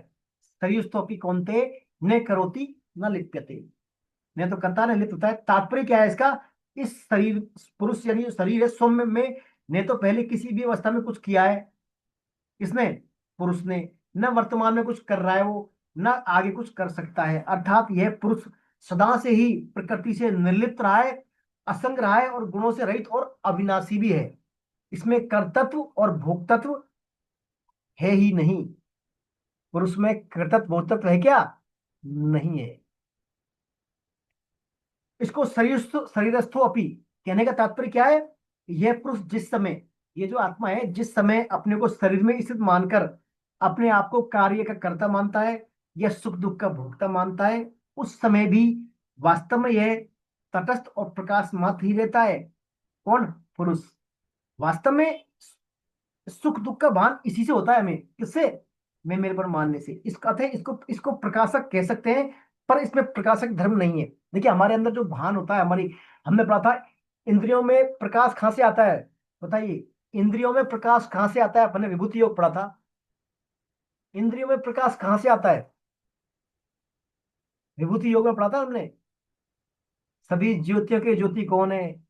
सभी प्रकाश के प्रकाशक पढ़ा था ना, आप ध्यान कीजिए थोड़ा। परमात्मा से। परमात्मा से पढ़ा था पर, है ना। इंद्रियां, शरीर, मन। आत्मा से हाँ, आत्मा मीन्स परमात्मा का अंश, वही दिखा देंगे। सबसे पहले आता है इंद्रियां, तो हम शरीर, उन्हीं का तो मन। अंश है हम। हाँ, मन, मूल में तो वही है। बुद्धि। बुद्धि ऊपर क्या हमारा अहंकार, फिर आता है विवेक, फिर स्वम, आत्मा। तो स्वम यानी आत्मा, वहां से प्रकाश कहाँ आ रहा है? लास्ट में इंद्रियों में आ रहा है। तो सभी प्रकाशक कौन है? इंद्रिया। लेकिन उन जो आत्मा का से प्रकाश जो आ रहा है, लेकिन वो आत्मा जो है हमारी, उसमें प्रकाशक पना नहीं है कि मैं ही प्रकाश कर रहा हूं, मैं ही कर रहा हूं, कर्तापन उसमें है नहीं। सिर्फ प्रकाश, हमें सुख दुख का अनुभूत होता है उससे, लेकिन उनमें कर्तापन का सदैव अभाव है। इसको कहते हैं शरीर अपी कौनते, यानी जब जीवात्मा, जब यानी पुरुष जो है अपने आप को शरीर या शरीर में मान लेता है, और शरीर में मानने पर जो भी शरीर के द्वारा क्रिया हो रही है उनको अपने आप कर्ता मान रहा है कि मैं ही कर रहा हूँ। उस कर्म करने के बाद जो फल मिलते हैं, सुख आता है, कभी दुख आता है तो उनसे सुखी होता है, कभी दुखी होता है, कभी। तो इस प्रकार बार बार सुख दुख का भान होता है ना उसको। इस भान के कारण उसको कहा है शरीर अपी कौनते, यानी शरीर में स्थित। शरीर में स्थित रहने के कारण जो है व्यक्ति वो बार बार अपने आप को कर्ता भोक्ता मानता है, पर वास्तव में वो है नहीं। ना करोति ना लिप्यते, न करोति ना लिप्यते। तो देखिए, पुरुष क्या है, सम निर्गुण होते हुए भी, पुरुष सम निर्गुण होते हुए भी क्या करता है? गुणों का संग करके बन जाता है। कभी आपने को सुखी मान लिया उसने, शरीर सुखी हुआ ना, शरीर में अनुकूलता आई तो सुखी मान लिया, शरीर में यदि प्रतिकूलता आई तो दुखी मान लिया, शरीर कभी उद्दीन हुआ, हलचल हुई तो अपने आप को दुखी मान लिया उसने। ऐसे कारण वह गुणों का संग कर लेता है वो, है ना। हम पढ़ेंगे इसमें 21वां श्लोक भी पढ़ा था इसमें अपने, कारण गुण संगो सब सब योनि जन्मसु, बार बार उनकी चीनियों का क्या कारण, क्या गुणों का संग करना है। तो पुरुष क्या निर्गुण होते हुए भी गुणों का संग करके बन जाता है। दिखता तो ऐसा ही है कि बंधन स्वतः स्वाभाविक है और मुक्ति कृति साध्य है, पर वास्तव में मुक्ति स्वतः स्वाभाविक है और बंधन कृति साध्य। देखिए खास बात है, मुक्ति स्वतः साध्य है और बंधन, बंधन के लिए तो आपको जो करना पड़ेगा, शरीर मानना पड़ेगा, मैं हूँ शरीर हूँ, मेरा शरीर है, मानना पड़ेगा, जब जाकर बंधन होता है। और मुक्ति तो हम है ही नहीं, वास्तव में हमारा रूप है ही नहीं, और वास्तव में मान ले उसको है नहीं, तो स्वतः ही साध्य मामला, है ना। तो गुणों का संबंध पुरुष के साथ नहीं है, प्रत्युत प्रकृति के साथ है। इसलिए यहाँ पर न करोति न लिप्यते कहा गया है। वास्तव में साधक को इस स्वाभाविकता का अनुभव करना पड़ता है। जैसे देखिए, और बता, जैसे हम मकान में रह रहे हैं, हम किसी मकान में रह रहे हैं, इस घर में रह रहे हैं, तो मकान में रहते हुए भी क्या हम मकान से अलग हैं, है ना। अलग है कि नहीं, हम, मैं अलग, मकान अलग। ऐसे ही क्या है, शरीर में रहते हुए भी, शरीर में रहते हुए हमें शरीर मानना चाहिए कि मैं अलग, शरीर अलग, मैं अलग, शरीर अलग। तो ये हो गया हमारा मानना, अलग अलग मानना। अब न करोति न लिप्यते, न करता है ना लिप्त होता है, न करता है ना लिप्त होता है। तो ये क्या स्वाभाविक बात है, ये स्वाभाविक बात है। वास्तव में आत्मा ना करता ना लिप्त होता, पर ये, लेकिन हम क्या करते हैं, मान लेते हैं कि मैं ही हूं। तो ये क्या है, जो संबंध है ना, न करोति न लिप्त वाला जो मामला है, कंसेप्ट, ये क्या है, स्वतः साधन साधन जन नहीं है। इसमें आपको साधन नहीं करना आपको, भाई। न करोति न लिप्यते का जो मामला है, न करता हूं लिप्त हो, इसमें कोई साधन नहीं करना। बस अपना जो मानीपना है वो छोड़ देना। यानी स्वरूप में लेस मात्र, हमारे स्वरूप में तो लेस मात्र भी कर्तापन भोक्तापन है ही नहीं। ये बात स्वतः से, इसमें कोई पुरुषार्थ नहीं करना। तात्पर्य क्या करना है, देखिए हमें कर्तापन और जो भोक्तापन हमारे भाई मिटाना नहीं है हमारे को क्या करना है, कर्तत्व और भोक्तव्य मिटाना नहीं है, अपितु इनको अपने आप में स्वीकार नहीं करना है। बस क्या करना है, मिटाने की जरूरत नहीं है आपको। साहब मिटाए, याद करें साहब मैंने किया नहीं, मैं नहीं कर रहा, नहीं करूंगा, मेरा, ये आपको जरूरत ही नहीं है। सिर्फ क्या करना है आपको, अपने आप में इनको स्वीकार नहीं करना है, बस इसके अभाव का अनुभव करना है। इसका हमें, हमारे जो अंदर कर्तापन जो का अभाव है, इसका स्वीकार करना है, क्योंकि वास्तव में ये अपने में है ही नहीं कर्तापन। इसलिए साधक को अपने में निरंतर एकर्तत्व और अभोक्तत्व का अनुभव होना चाहिए। अपने में निरंतर एकर्तत्व और अभोक्तत्व का अनुभव होना ही जीवन मुक्ति है, यानी निष्कामता और निर्ममता। निष्कामता बोलते हैं एक कर्तत्वन, यानी कर्तापन का भाव, मैंने किया ही नहीं, मैंने किया ही नहीं, तो निष्कामता आ जाएगी फिर। और अभोक्तत्व यानी मेरे को भोग नहीं करना, निर्मत, मेरा इसमें मेरापन है ही नहीं। इसको गीता, भगवत गीता में यही खास बात है। इसको ही भगवान ने, से अर्जुन ने क्या क्या कहा था, जब अर्जुन को ये पता लग गया ना कि मेरे अंदर जो है अकर्तत्व, यानी मुझे, मैं कुछ करता ही नहीं, अकर्तत्व ना भाव है, अभोक्तत्व, इसको अर्जुन ने कहा है नष्टो मोह स्मृति लब्ध्वा। तो भगवान मेरी अब क्या है, जो है मोह नष्ट हो गया है और स्मृति मुझे प्राप्त हो गई, यानी मेरा अकर्तापन और भोक्तापन का भाव मुझे प्राप्त हो गया, मैं समझ गया, है ना। तो ये इसमें खास बात आती है। अगला जो श्लोक है, सबने पढ़ा, अगला श्लोक, श्लोक नंबर 30, श्लोक नंबर 30, 30 या 32 था शायद, है ना, श्लोक नंबर 32। यथा सर्वथा, तो श्लोक, तो इस श्लोक में भगवान ने बता रहे हैं, जैसे सब जगह आकाश अत्यंत सूक्ष्म होने से कहीं भी लिप्त नहीं होता, ऐसे ही सब जगह परिपूर्ण आत्मा भी देह में लिप्त नहीं होता। देखिए, सब जगह सूक्ष्म बोला आकाश को। पंच महाभूत है, पृथ्वी, जल, अग्नि, वायु, आकाश। इनमें सबसे सूक्ष्म क्या है? आकाश। सबसे सूक्ष्म है आकाश। तो यहाँ आकाश का उदाहरण दिया है कि आकाश कभी भी लिप्त नहीं होता। जैसे पृथ्वी, जल, अग्नि, वायु। पृथ्वी में कभी आकाश लिप्त नहीं होता, न जल में होता, न अग्नि में होता, न वायु में होता, क्योंकि आकाश सबसे सूक्ष्म है, तो कभी इसलिए लिप्त नहीं होता। इसी प्रकार हमारा जो रूप है आत्मा, वो सूक्ष्म है। वो क्या है? सूक्ष्म है। वो कभी भी प्रकृति के कार्यों में, यानी कभी क्रियाओं में, कभी पदार्थों में, कभी कर्मों में कोई लिप्त नहीं होती। वो अत्यंत सूक्ष्म है आत्मा। जैसे आकाश लिप्त नहीं होता पंच महाभूत में, ऐसे ही ये भी क्या लिप्त नहीं होता, किसी भी देश काल में ये कभी भी लिप्त नहीं होता। दूसरा, इसमें अपने पुस्तक में आता है उदाहरण कि ये आत्मा जब सभी क्रियाओं का प्रकाशक भी है ना, प्रकाश इसी से आ रहा है और सबका आधार है, फिर भी निर्लिप्त कैसे रहे? निर्लिप्त ये कैसे रहे? तो इसको एक दृष्टांत दिया। एक ऊंट का व्यापारी था, एक ऊंट का व्यापारी था, ऊंटों का व्यापारी था। तो जो वो क्या, उसके पास 19 ऊंट थे, 19 ऊंट थे उसके पास। तो उसने क्या है, मरने से पहले, जब उसका देह छोड़ने का समय आया, तो उसने अपनी वो लिख दिया डायरी में, वसीयत में, कि मेरी जो संपत्ति है, ये 19 ऊंट मेरे जो है दोनों बेटों में और एक बेटी में बांट दिया जाए। दो बेटा एक बेटी थे उसके, तीनों पुत्र पुत्रियों में बांट दिया जाए। और फिर उसने लिखा कि जो है बड़े बेटे को, जो है बड़े बेटे को मेरा क्या है, जब उसकी वसीयत जो खुली थी ना, तो उसमें लिखा था कि मेरी जो है इसका आधा हिस्सा, यानी मेरी प्रॉपर्टी का आधा हिस्सा बड़े बेटे को, चौथा हिस्सा छोटे बेटे को, और कुल संपत्ति का 5वां हिस्सा बेटी को दिया जाए। आधा हिस्सा बड़े बेटे को और चौथा हिस्सा छोटे बेटे को और 5वां हिस्सा अच्छा बेटी को दिया जाए। 19 ऊंट थे। अब सब जब उन्होंने देखा 19 ऊंट है, कैसे डिवाइड करें, इनका आधा चौथा कैसे करें, तो वो कंफ्यूज हो गए। भाई 19 ऊंट में कैसे, आधा तो आधा 10 उसको दे दिए, फिर चौथाई कैसे, किसको क्या, तो वो क्या है, कंफ्यूजन हो गया कैसे ऊँटों को बांटे हम।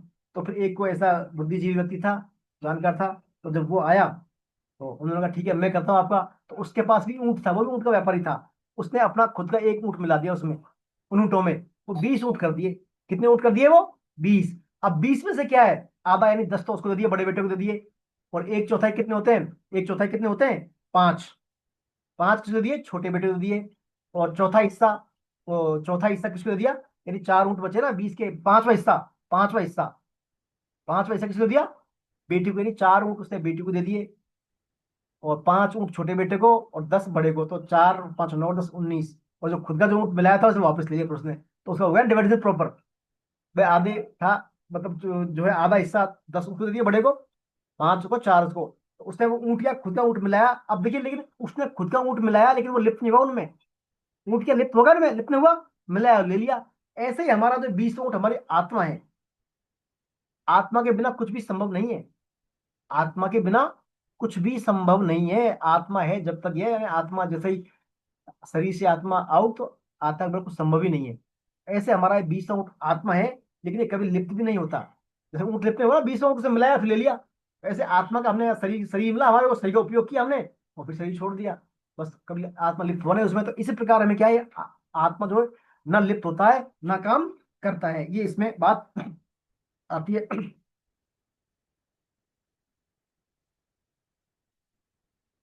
दूसरा इसमें आता है, फिर अगला श्लोक में आता है, हे भरतवंशु अर्जुन, जैसे एक ही सूर्य के इस संपूर्ण एक ही सूर्य इस संपूर्ण संसार को प्रकाशित करता है, ऐसे ही क्षेत्रज्ञ यानी आत्मा संपूर्ण क्षेत्र को प्रकाशित करता है। आत्मा संपूर्ण क्षेत्र को क्या करता है? प्रकाशित करता है। संपूर्ण क्षेत्र यानी संपूर्ण आत्मा को। देखिए, जैसे नेत्र होते हैं हमारे, नेत्र, कुछ बोल रहे हैं मिथिलेश जी, कुछ बोल रही है?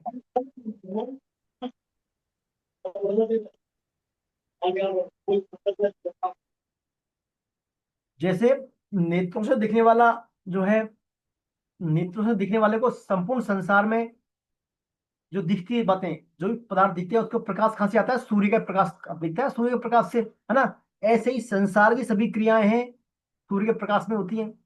परंतु सूर्य में क्या है, ये भाव बिल्कुल नहीं है कि मेरे साथ सबको प्रकाशित कर दिया, कि मेरी वजह से ये सब क्या है देख रहे हैं, ऐसा भाव बिल्कुल भी नहीं है। अर्थात सूर्य में ना कर्तव्यपन है ना भोक्तापन है। जैसे मान लीजिए कोई सूर्य के प्रकाश में कोई वेद पाठ करे या कोई शिकार करे, है ना, या कोई हिंसा करे, कुछ भी करे, उसे सूर्य कर लेना, कुछ भी करे, सूर्य में कोई कर्तव्य वाला भाव ना कोई फल वाला भाव है ना, कोई फर्क नहीं पड़ता। ऐसे ही क्या है, आत्मा भी क्या है, निर्विकार है, निर्लिप्त है। आत्मा भी क्या है, निर्लिप्त है। सूर्य की तरह ही जो आत्मा है, सूर्य की तरह जो जैसे सूर्य सभी प्रकाश करता है, ऐसे ही आत्मा क्या है, यानी क्षेत्रज्ञ सभी क्षेत्रों को प्रकाशित करता है। यानी आत्मा के कारण ही सभी शरीर में प्रकाशक यानी एनर्जी, ऊर्जा आती है, स्फूर्ति आती है, आत्मा के कारण ही। यानी क्षेत्रज्ञ आत्मा संपूर्ण क्षेत्रों को स्पर्श करता है, अर्थात सब क्षेत्रों में करना करवाना संपूर्ण क्रियाएं क्षेत्र के प्रकाश से ही होती हैं। यानी आत्मा का जो प्रकाश है उसी से ही क्रिया होती है, परंतु क्षेत्रीय यानी आत्मा उन क्रियाओं को करवाने का कारण बनता है, नहीं बनता। आत्मा क्षेत्रीय उन क्रियाओं का कारण बनता है या नहीं बनता, क्या बताए, बताइए आप, बोले कोई तो बोले, कहाँ चल रहे हैं हम अभी नहीं बनता। नहीं बनता सर, नहीं नहीं बनता, बनता, हाँ बोले आप तुरंत जवाब दें आप ना, नहीं बनता ना, पढ़ो न करोति ना लिप्यते, नहीं बनता। करता है ना लिप्त होता, लेकिन हो उसी के प्रकाश में रहा है, हो उसी के प्रकाश में रहा है। तो सूर्य तो अब दूसरी बात, ठीक है, सूर्य का उदाहरण हो गया, तो सूर्य तो केवल क्या है, स्थूल संसार को प्रकाशित करता है, स्थूल यानी फिजिकल अपर्चर जो हमें दिख रहा है उसको प्रकाशित करता है, लेकिन और उस स्थूल प्रकाश में, स्थूल जो है संसार में सभी क्रिया होती है, पर जो क्षेत्रीय का प्रकाश है यानी जो आत्मा का प्रकाश है, आत्मा का प्रकाश है वो स्थूल संसार को प्रकाशित नहीं करता, प्रत्युत स्थूल सूक्ष्म और कारण तीनों ही क्षेत्रों को प्रकाशित करता है। समझे ना, सूर्य का प्रकाश तो केवल स्थूल को ही प्रकाशित करता है, लेकिन जो हमारा आत्मा का प्रकाश है वो स्थूल शरीर हमारा, सूक्ष्म शरीर और कारण शरीर तीनों को ही प्रकाशित करता है। यानी तीनों ही क्रियाएं उसके प्रकाश में ही, उसी की जो प्रकाशकता है कारण होती है। जैसे संपूर्ण संसार को प्रकाशित करने पर भी सूर्य में कभी अभिमान आता है क्या, नहीं आता, सूर्य में कभी अभिमान नहीं आता, और तरह तरह की क्रियाओं को भी प्रकाशित करने पर भी सूर्य में कभी भेद नहीं आता, है ना, कि भाई आखेट करने वाले शिकार करने वाले को अलग प्रकाश दिया हो या वेद पढ़ने वाले को अलग शिकार अलग प्रकाश दिया, ऐसा कुछ सब में भेद समानता। ऐसे ही संपूर्ण क्षेत्रों को प्रकाशित करने पर भी, उनको स्फूर्ति देने पर भी क्षेत्रीय में अभिमान कर्तृत्व नहीं आता, कभी भी नहीं आता। सभी देहों में यानी सभी प्राणियों में, ये नहीं मनुष्य को अलग दे दिया और उसको अलग दे दिया, पेड़ को अलग दे दिया, पशु को अलग, पक्षी नहीं, सभी में समान, उनमें कभी भी अभिमान नहीं आता। तरह तरह की क्रिया को स्पर्श करने पर भी क्षेत्रीय में नाना भेद नहीं आता। वह क्षेत्रीय सदा ही ज्यों का तो निर्लिप्त और असंग यानी आत्मा हमेशा निर्लिप्त और असंग रहती है। कोई भी क्रिया, कोई भी वस्तु बिना आश्रय के नहीं होती, कभी भी आश्रय जरूर चाहिए उसको।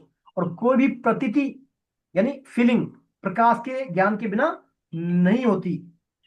तो क्षेत्रीय, तो ये क्षेत्रीय यानी आत्मा, आत्मा सभी क्रियाओं का, सभी वस्तुओं का और सभी अनुभव यानी प्रीतियों का कौन है, आश्रय है और प्रकाशक है। आत्मा सभी क्रियाओं का, सभी वस्तुओं का, सभी अनुभूतियों का प्रकाशक है और आश्रय है। बिना आश्रय के कोई भी क्रिया तो होती नहीं थी। यहाँ पर आत्मा से है सभी कारणों का, ये सर्वोपरि बताया यहाँ पर। तो ये इसमें एक खास बात आती है। दूसरा देखिए, क्रिया है, जितने भी क्रिया है, एक तो होता है क्रिया करना, क्रिया होना, तो दोनों क्रियाएं प्रकृति की हैं, और प्रकृति की क्रिया है पदार्थिक प्रकृति की हैं। लेकिन जो इन क्रियाओं को, पदार्थों को स्वयं से परे जानता है, समझता है, मानता है, वो क्या है, सदैव ही निर्लिप्त रहता है क्रिया में, सभी काम करते हुए भी और करवाते हुए भी वो क्या है, निर्लिप्त रहता है। तो इस प्रकार यदि जो है हमारा न तो क्रियाओं के साथ संबंध है कर्तव्य में, न ही क्या है जो फल मिलेगा, क्रियाओं के फल से जो फल मिलेगा नहीं, अप्राप्त वस्तु होगी हमारी, है ना, ना तो हमारे क्रियाओं के साथ संबंध है कर्तव्य भाव है, ना अप्राप्त वस्तु के साथ हमारी को कामना हो, और प्राप्त वस्तु में हमारी को ममता भी ना हो, तो प्रकृति के साथ हमारा तादात्म्य होगा ही नहीं। क्या, कर्तृत्वपन का अभाव हो, दूसरा किसी भी अप्राप्त वस्तु की कामना ना हो, और तीसरा यदि कोई वस्तु प्राप्त है तो उसमें ममता ना हो। तो ममता, कामना और तादात्म्य, ममता, कामना और तादात्म्य तीनों ना हो, तो फिर क्या होगा, हमारे कर्तापन भोक्तापन कोई फर्क नहीं पड़ेगा, सभी क्रियाएं होती रहेंगी और हम सदैव निर्लिप्त और असंग रहेंगे। ये इसमें भगवान ने बात बताई है। आइए अब पढ़ते हैं नेक्स्ट श्लोक नंबर 34। अब इस जो है हमने सब बातें पढ़ी हैं, क्षेत्र क्षेत्र के ऊपर सब बात पढ़ रहे हैं ना, इन सब का भगवान पढ़ने का, जानने का और मानने का भगवान फल बता रहे हैं। आइए श्लोक नंबर 34 कौन पढ़ेंगे? 34 श्लोक नंबर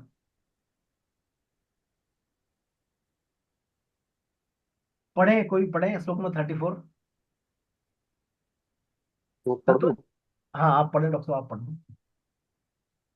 क्षेत्र क्षेत्रज्ञोरेव अंतरम ज्ञान चक्षुषा भूत प्रकृति मोक्षम च ये विदुर्यन्ति ते परम। इस प्रकार जो ज्ञान रूपी नेत्रों से क्षेत्र और क्षेत्रज्ञ के विभाग को तथा कार्य कारण सहित प्रकृति से स्वयं को अलग जानते हैं, वे परमात्मा को प्राप्त हो जाते हैं।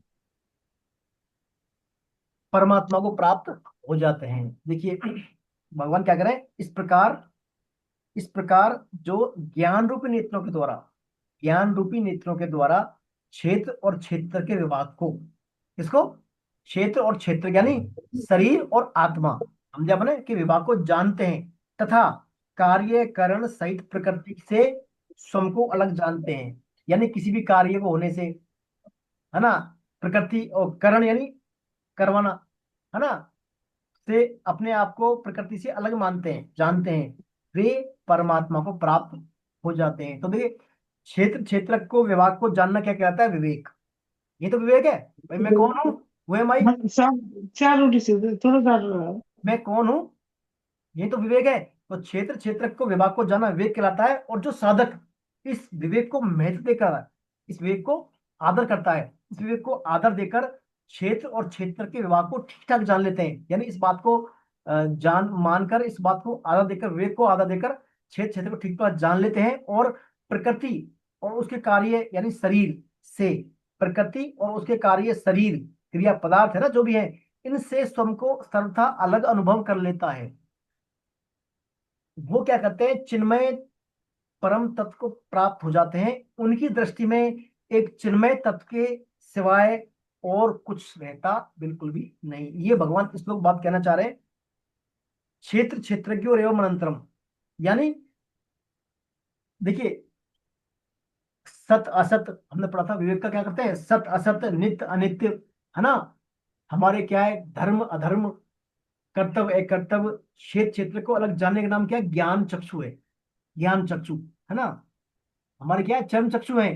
चक्षु कई प्रकार पड़े, चर्म चक्षु, ज्ञान चक्षु, यानी इसको शास्त्रीय चक्षु बोलते हैं।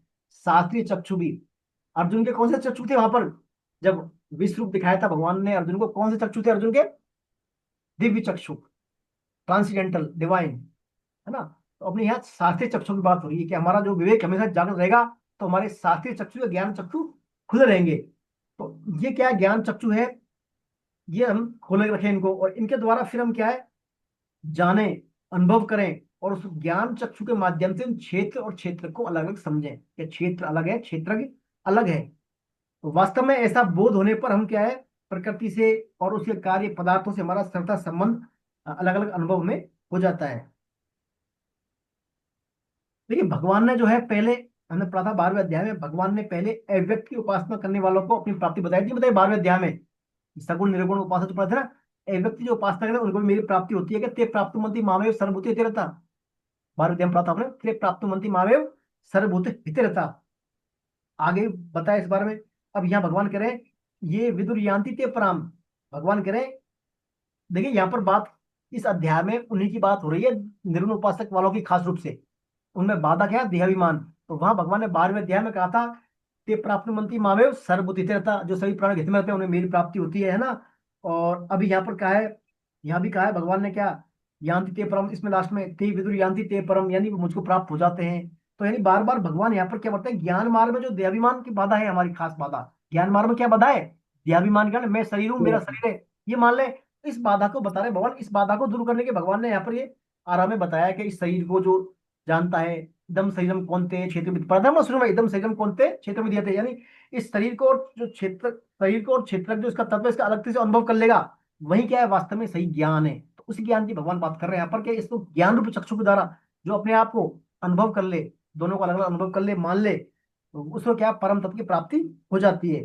तो भगवान कह रहे हैं क्षेत्रज्ञ ने ही परमात्मा से विमुख होकर, क्षेत्रज्ञ ने आत्मा नहीं परमात्मा से विमुख होकर परमात्मा से भिन्नता मान लिए और क्षेत्र के सम्मुख होकर क्षेत्र से एकता मान लिए।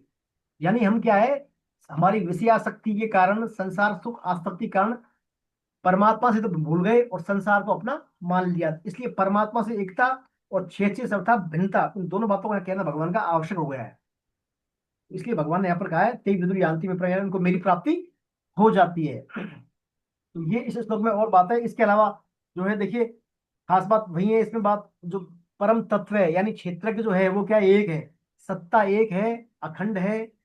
भले हम कितने शरीर धारण कर लें, कितने अच्छे बुरे कर्म कर लें, कितनी योनि कर लें, लेकिन जो परम तत्व है वो एक ही है। उससे हमें हमारी परिचिनता यानी विमुखता कभी हो नहीं सकती, है ना। सत्ता में हमेशा एक रहेगा और उससे संबंध मानने के कारण हमारे मतलब सत्ता परम तत्व से विमुखता के में कारण सुख आ सकती है और सुख लेने की इच्छा के कारण ही हमारा शरीर जो है संबंध बन जाते हैं गुणों से बार बार, और इसी कारण हमारे क्या जन्म मरण होता है। लेकिन जैसे चुंबक के कारण लोहे का टुकड़ा गतिमान दिखाई देता है, जैसे चुंबक के कारण लोहे का टुकड़ा गतिमान दिखाई देता है, ऐसा ही प्रकृति संबंध मानने के कारण भी हमारा जो चेतन तत्व है यानी हमारे आत्मा है वो खिंचती है संसार की ओर। जैसे चुंबक की तरफ लोहा खिंचता है, ऐसे ही संसार में सुख आसक्ति के कारण हमारा जो है चिन्मय तत्व जो जीवात्मा भी क्या है संसार की ओर खिंचता है और हमारी चेतना में फिर परिवर्तन हो जाता है संबंध मानने के कारण। कहाँ तो हम क्या है उसके अंश हैं और कहाँ फिर बार बार जन्म मृत्यु में फंसते हैं। तो जिसका जो है हम विचार करें, अब हम विचार करें कि जैसे देखिए अभिमन्यु था, अर्जुन पुत्र कौन था, अभिमन्यु जैसा महावीर हो कोई, पिता उसके अर्जुन है, मामा भगवान कृष्ण है उसके खुद, है ना। और उसका विवाह भी किसने कराया, भगवान वेदव्यास खुद ने विवाह कराया। उस अभिमन्यु को भी क्या मृत्यु ने हर लिया, उस अभिमन्यु को भी मृत्यु ने हर लिया। लेकिन क्षेत्र क्षेत्र का जो ज्ञान है, इस ज्ञान के कारण हम उसकी क्या है, क्षेत्र क्षेत्र ज्ञान के कारण मृत्यु की भी मृत्यु हो जाती है। यानी हम क्षेत्र क्षेत्र का ज्ञान के कारण उसकी वास्तविक मृत्यु में पहचान जाते हैं कि वो तो अविनाशी है, वो क्या है अविनाशी है, उसकी कभी मृत्यु नहीं होती। तो ये हमारी भगवद गीता की कृपा है। मृत्यु में भी क्या है, मृत्यु को भी भगवद गीता हमारी मंगलमय बना देती है, मृत्यु को भी मंगलमय बना देती है। ये हमारी मृत्यु की तैयारी है पूरी। भगवत गीता, जन्म तो हमारा हो गया, पहले के हिसाब से जन्म तो हो गया, लेकिन अब जन्म का मृत्यु है, जन्म मृत्यु, जरा व्याधि आएंगी, अभी जरा व्याधि भी आएंगी, मृत्यु भी आएगी। तो इन तीनों प्रकरणों से क्या है मंगलमय विधान बनाने के लिए हम ये बात पढ़ रहे हैं, सब भगवान की बात, इस ज्ञान को समझ रहे हैं। मैं अलग, शरीर अलग, क्षेत्र अलग, क्षेत्र अलग, मेरा तो कोई संसार से लेना देना ही नहीं है। लेकिन मैंने जोरी से ही, जोरी जबरी, जैसे कार का ड्राइवर होता है ना, कार का मालिक बन बैठता है बेवजह ही, एक्सीडेंट कार कर रही है, कार की वजह से एक्सीडेंट हो रहा है, कार में कुछ नहीं हो रहा, लेकिन खुद क्या है मालिक बनने के कारण कि मैं ही हूं, मेरी कार है, खुद भुगत रहा है उसका फल, है ना ड्राइवर। तो यही कारण हमारा हो रहा है, हम मालिक जोरी जबरी से मालिक बने हुए हैं, है ना। तो इसके लिए भगवान ने यहाँ पर क्षेत्र क्षेत्र को क्या है, भगवान ने कहा है जो अपने ज्ञान चक्षुओं के द्वारा, जो अपने विवेक के द्वारा क्षेत्र क्षेत्र के वाक को अलग से मान लेगा, जान लेगा, समझ लेगा, उसे क्या है वो सभी काम करता हुआ संसार में सर्वथा क्रियाओं पदार्थों और उनसे निर्लिप्त रहेगा और उसे परम तत्व की अनुभूति हो जाती है। इस प्रकार ये भगवान यहाँ पर जो है क्षेत्र क्षेत्र योग का विश्राम करते हैं। ओम तत्सदिश भगवद गीता सुप्रसु विद्याएं योग शास्त्रे श्री कृष्ण संवादे क्षेत्र क्षेत्र की को नाम त्रयोदशो अध्याय। ओम श्री कृष्णार्पणमस्तु। ओम तत्सत। ये अपना 13वां अध्याय क्षेत्र क्षेत्र योग। अब इसमें आपका कोई भी शंका हो, कोई प्रश्न हो, कोई भी टिप्पणी हो, कुछ कहना चाहते हो बोले आप।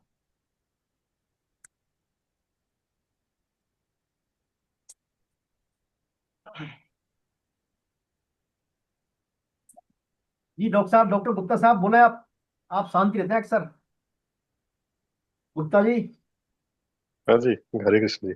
हाँ, कैसा लगा आपको क्षेत्र क्षेत्र योग।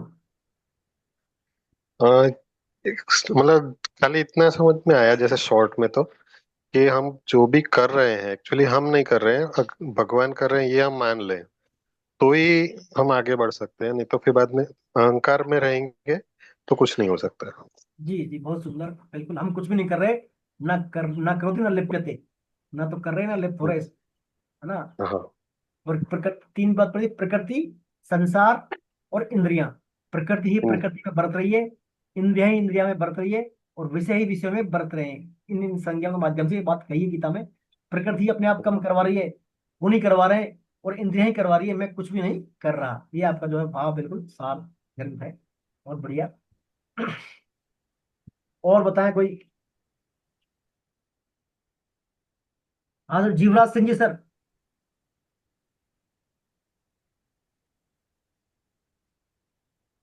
हरे कृष्ण गुरु जी। जी सर, हरे कृष्णा। इसमें सर हमारे जो आत्मा है जी वो सर। शरीर से बिल्कुल अलग है, और शरीर जो भी कार्य करता है उसमें वो लिप्त नहीं होती। जी, लिप्त नहीं होती, हाँ बिल्कुल बिल्कुल। सर कहाँ से है जीवराज सिंह, कहाँ से, जयपुर से हैं साहब? नहीं, जयपुर से नहीं हूँ सर। कहाँ से है फिर? मैं डीडवाना, डीडवाना। अच्छा, नागौर डिटवाना। हाँ हाँ, जी जी नागौर डीडवाना से। जी जी। बहुत बढ़िया सर, आपने वास्तव में ये भाव जो है यही ज्ञान है। भगवान कह रहे हैं इदम सजम कौनते, यही ज्ञान है वास्तव में। पहले श्लोक से जो क्षेत्र क्षेत्र का जो ज्ञान है वही भगवान के मत में ज्ञान है। ये हम समझ गए बात को, तो फिर क्या है, सुख दुख इनसे क्या है धीरे धीरे परे होना हो जाते हैं, फिर अपन नहीं फंसते फिर इनमें, जैसा कि ये श्लोक बता रहे हैं। जी, और बताएं। अर्चना जी, आपको कैसा लग रहा है?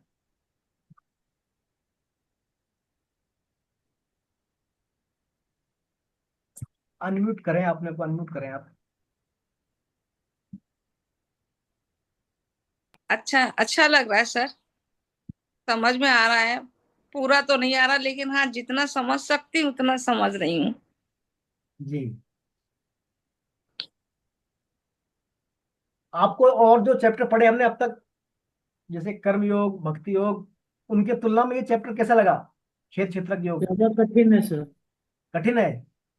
हाँ, 31 श्लोक जो है उसको आप एक बार फिर से समझाइए।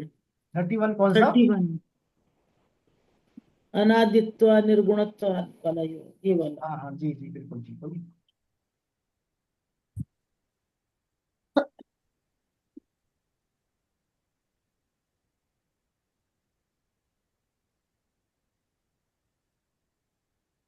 हाँ, देखिए 31 जो श्लोक है, 31 श्लोक के अंतर्गत क्या कह रहे हैं भगवान? अनादित्वान् निर्गुणत्वात् परमात्मायम् अव्ययः स्थैर्योऽस्ति कौन्तेय न करोति न लिप्यते। यही है ना? हाँ हाँ जी। जी, हाँ जी। इसमें देखिए भगवान जो है खास रूप से जो है हमारा पुरुष है ना, शरीर यानी चेतन, जो हमारा आत्मा, उसका वास्तविक स्वरूप का वर्णन कर रहे हैं। पहले बात तो वास्तविक जो स्वरूप हमारा क्या है, हे कुंती नंदन, ये जो है पुरुष है ना, स्वम अनादि होने से और गुणों से रहित होने से अविनाशी परमात्मा स्वरूप ही है। यानी स्वरूप बता रहे हैं आत्मा का क्या है ये। एक तो अनादि, अनादि यानी चला आ रहा है, ये कभी नष्ट नहीं नहीं जन्मता नहीं मरता, अनादि है। और गुणों से रहित है, कोई गुण नहीं है, गुणातीत है ये। गुणों से रहित, भगवान ही गुणातीत है, ये भी गुणों से रहित है। गुणातीत होने के कारण के अविनाशी है और परमात्मा का ही स्वरूप है। ये शरीर में रहता हुआ ना करता है ना लिप्त होता है। शरीर में रहता हुआ ना तो करता है ना लिप्त होता है। देखिए, ना तो करता है ना लिप्त। क्रियाएं दो तरह की होती है। देखिए, एक तो होता है होना और एक करना। जैसे बालक, मान लीजिए कोई बुढ़ा हो रहा है, जवान हो रहा है ना, बच्चा, हमारा शरीर हमारा बालकपन से जवान किशोर अवस्था में आया, ये तो क्रिया हो रही है। और हम खाना खा रहे हैं, पी रहे, चल रहे हैं, ये क्या क्रियाएं की जा रही हैं। तो होना क्रिया है, तो ये दोनों क्रियाएं शरीर में होती है। किसमें होती है? इन्हें हमारा कोई लिप्त नहीं है साथ आत्मा का, कि आत्मा चाहिए तो साफ तो बच्चा जब बूढ़ा होगा आत्मा चाहिए, तो ऐसा नहीं है कुछ भी। ये क्रियाएं शरीर में होती हैं। अपने आप जो बढ़ रहा है, ग्रोइंग हो रही है उसकी शरीर की, किशोर अवस्था से वृद्धावस्था आ रही है, युवावस्था आ रही है, हो रही है। और कुछ कर रहा है, क्रिया खा रहा है, पी रहा है, चल रहा है, उठ रहा है, पढ़ रहा है, ये सब क्या हो रही है? तो होना और करना ये दोनों शरीर में हो रही है, आत्मा से ना कोई लेना देना नहीं है। पहली बात। दूसरी बात, कुछ विशेषताएं बताइए इस श्लोक में कि ये पुरुष क्या अनादि है। अनादि है, अनादि यानी इसका गुणों से रहित है। अब एक कंपेयर करें आप, पुरुष तो क्या है, अनादि है, और फिर शरीर कैसा हो जाएगा, अपोजिट हो जाएगा इसके, वो नहीं हुआ। अनादि और आदि वाला, यानी पुरुष तो आदि अंत वाला है, और ये आत्मा क्या है, अनादि है। दूसरा इसमें दिया है विषम निर्गुण है, यानी गुणों से रहित। तो पुरुष निर्गुण है, आत्मा कैसा और शरीर कैसा है? शरीर गुणमय हुआ, शरीर क्या हुआ, शरीर तो गुण में है और आत्मा क्या है, निर्गुण है। ऐसे ही पुरुष क्या है, परमात्मा का अंश है, पर शरीर क्या है हमारा, परम आत्मा और अनात्मा। यानी शरीर तो, पुरुष तो परमात्मा का अंश है, शरीर अनात्मा है, यानी संसार का अंश है, जड़ पदार्थों का अंश है, नाशवान पदार्थों का पंचभागों से बना हुआ है। ऐसे ही फिर बताया ये अव्यय है, पुरुष क्या अव्यय है, अव्यय यानी इसका क्षय नहीं होता कभी भी आत्मा का, आत्मा सदैव आत्मा ही रहता है वो।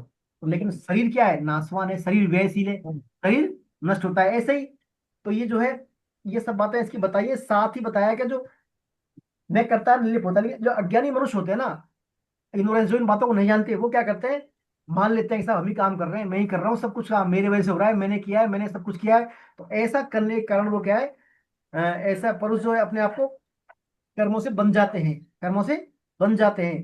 तो वास्तव में देखा जाए तो शरीर सर्वथा आत्मा से, शरीर पुरुष से असंबद्ध है, न करता है न लिप्त होता है। कारण कि शरीर का संबंध तो संसार से है और पुरुष का संबंध किससे है, परमात्मा से। शरीर संसार से, पुरुष परमात्मा से। अतः वास्तव में पुरुष कभी शरीरस्थ हो ही नहीं सकता। इसमें शरीरस्थोपी कौन थे ये, पुरुष कभी शरीरस्थ हो सकता है क्या, नहीं हो सकता। ये मान लिया उसने, अपने आप को तादात्म्य कर लिया। तादात्म्य, ममता और कामना, तीन बात पढ़ी थी हमने, इनके कारण वो क्या मान लेता है, शरीरस्थ हो जाता है।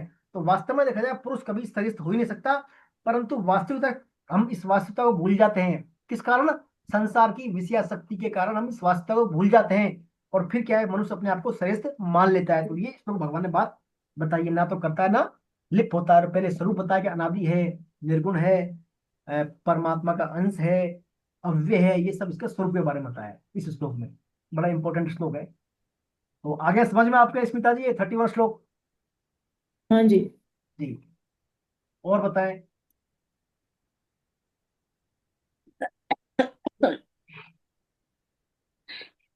हाँ अलका जी आप बताएं।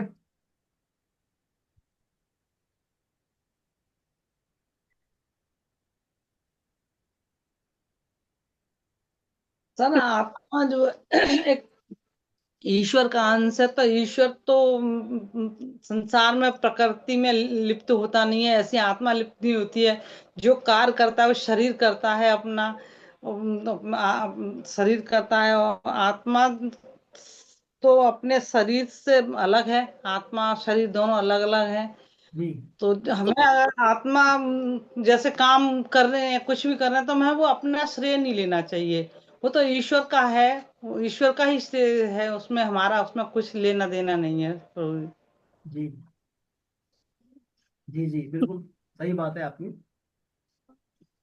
भाई अपने प्राणा, न करोति न लिप्यते, न करोति न लिप्यते, ना तो करता ना लिप्त होता है। जी सर। लेकिन हम क्या करते हैं, तीन जो बातें हैं, क्या, कामना, ममता और आसक्ति। ये प्राप्ति कामना कर लेते हैं और अपने में आसक्त हो जाते हैं, मैं मेरापन में, और जो प्राप्त है उसमें ममता कर लेते हैं। तो कामना, ममता, आसक्ति के कारण क्या है, अपना मान लेते हैं कि मैं ही कर रहा हूँ, ये मैंने तो किया है, ये शरीर मेरा ही है, मेरे द्वारा किया है। तो खुद को मान लेते हैं, भोग मतलब कर्तापन वाला भाव आ जाता है। उस कर्तापन वाले भाव आ जाए कि भाई फल भोगने के लिए हमें तैयार रहना पड़ता है, फिर बार बार फल भोगना पड़ता है, बार बार ऊंच नीच योनि में जन्म लेना पड़ता है, आना पड़ता है बार बार। जी कारण गुण संगो से विभिन्न गुणों के संकरण में हमें उचित का नहीं मिलती है। तो वास्तव में हम तो अकर्ता ही हैं देखा जाए तो। लेकिन जो ये संबंध यहाँ पर एक कर्तापन वाला भाव भिन्न भिन्न हमें दिए ना, हमें, हमने देखा कभी हम अपने आप को उपदृष्टा मान लेते हैं, देखने वाला, भाई मैं ही देख रहा हूँ, दृष्टि मेरी है पूरे परिवार पे, मेरी दृष्टि में चल रहा है, मेरी सुपरविजन हो रहा है काम पूरा, मैं ही करवाता हूँ, मैं ही ये करता हूँ, तो ये सब काम होते हैं, अनुमति मैं देता हूँ, सबका भरण पोषण मैं ही तो कर रहा हूँ। तो अनुमंता, भोक्ता, भर्ता, महेश्वर मान लेता है कभी कभी अपने आप को ना, इसी के कारण। कर्ता मान लेता है। लेकिन वास्तव में है कुछ भी नहीं, ना करता है ना लिप्त होता है। तो इस कर्तापन, इस मानने के कारण फिर फंस जाता है वो, फिर क्या है, उसका पनिशमेंट के लिए तैयार है, फिर बार बार जन्म होते हैं उसके। ये इसमें बात। जी, और बोले कोई। हाँ सर, महेंद्र जी आप दें सर, फिर आप बोले अब आपके। हरे कृष्णा प्रभु जी, हरे कृष्णा हरे प्रभु जी। हरे कृष्णा। ये पिछले संडे का भी थोड़ा सा इसमें समराइज लिया है मैंने, जी जी बिल्कुल आज बिल्कुल सर। बोलूंगा।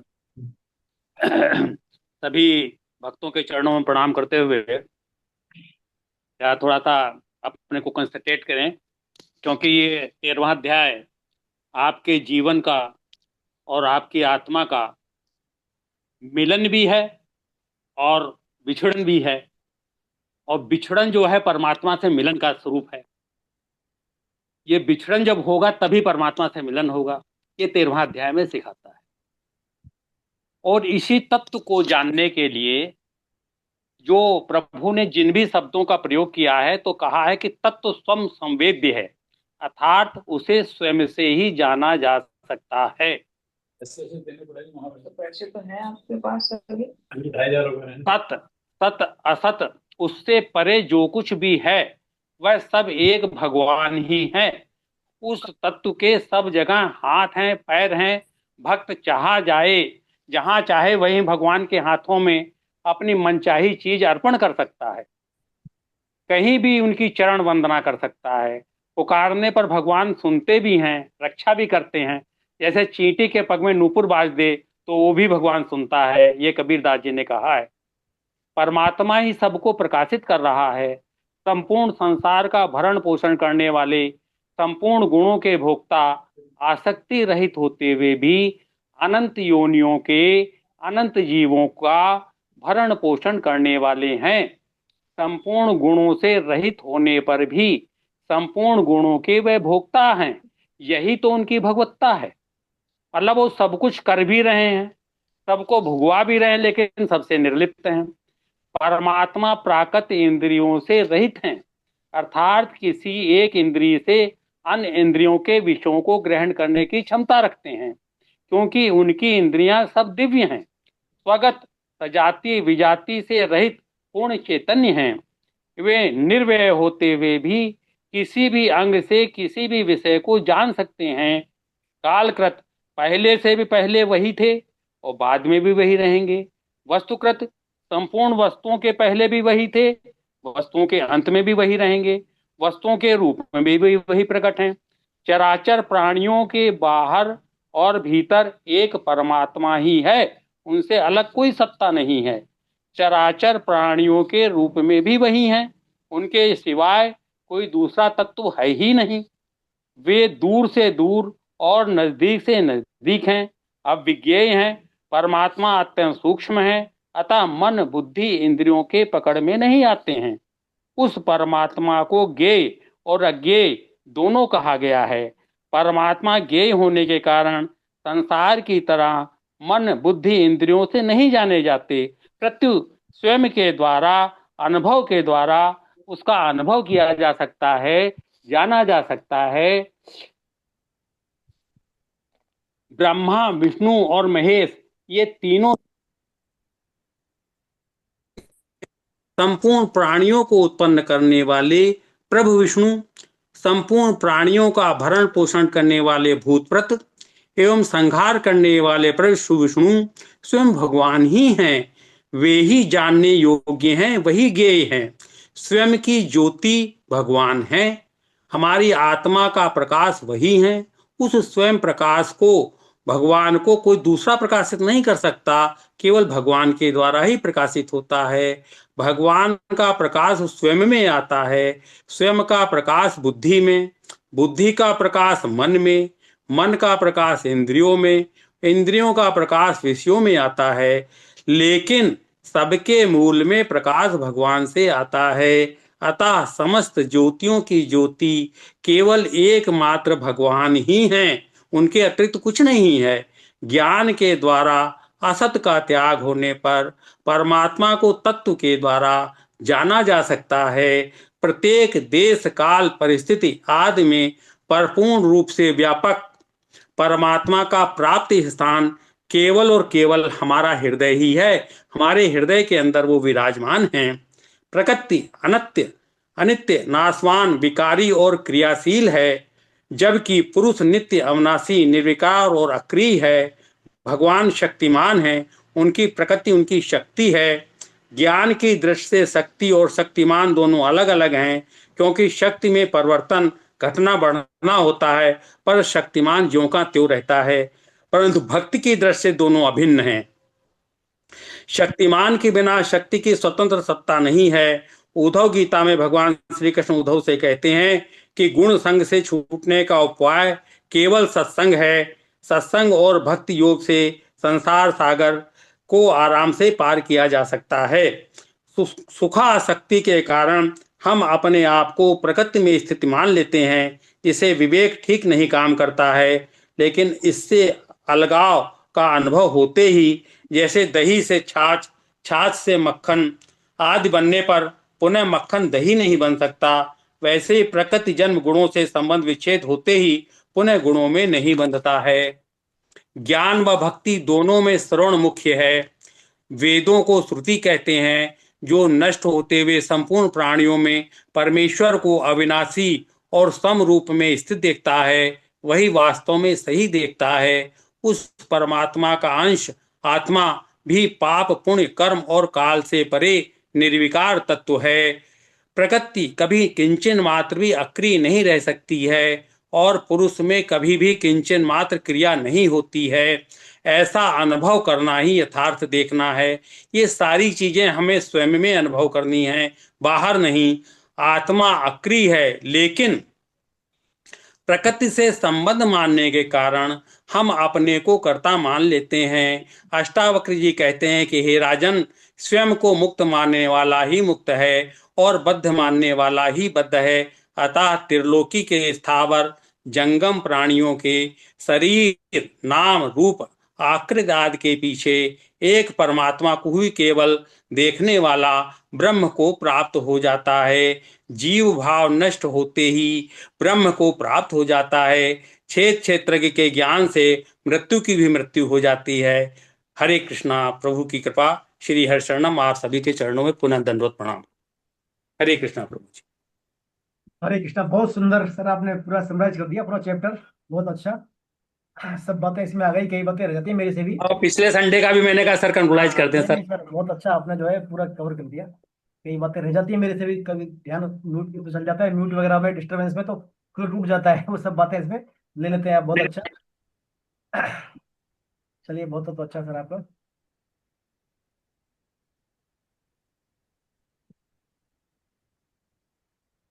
नारायण मिल जाएंगे तो गाए जाते हरि।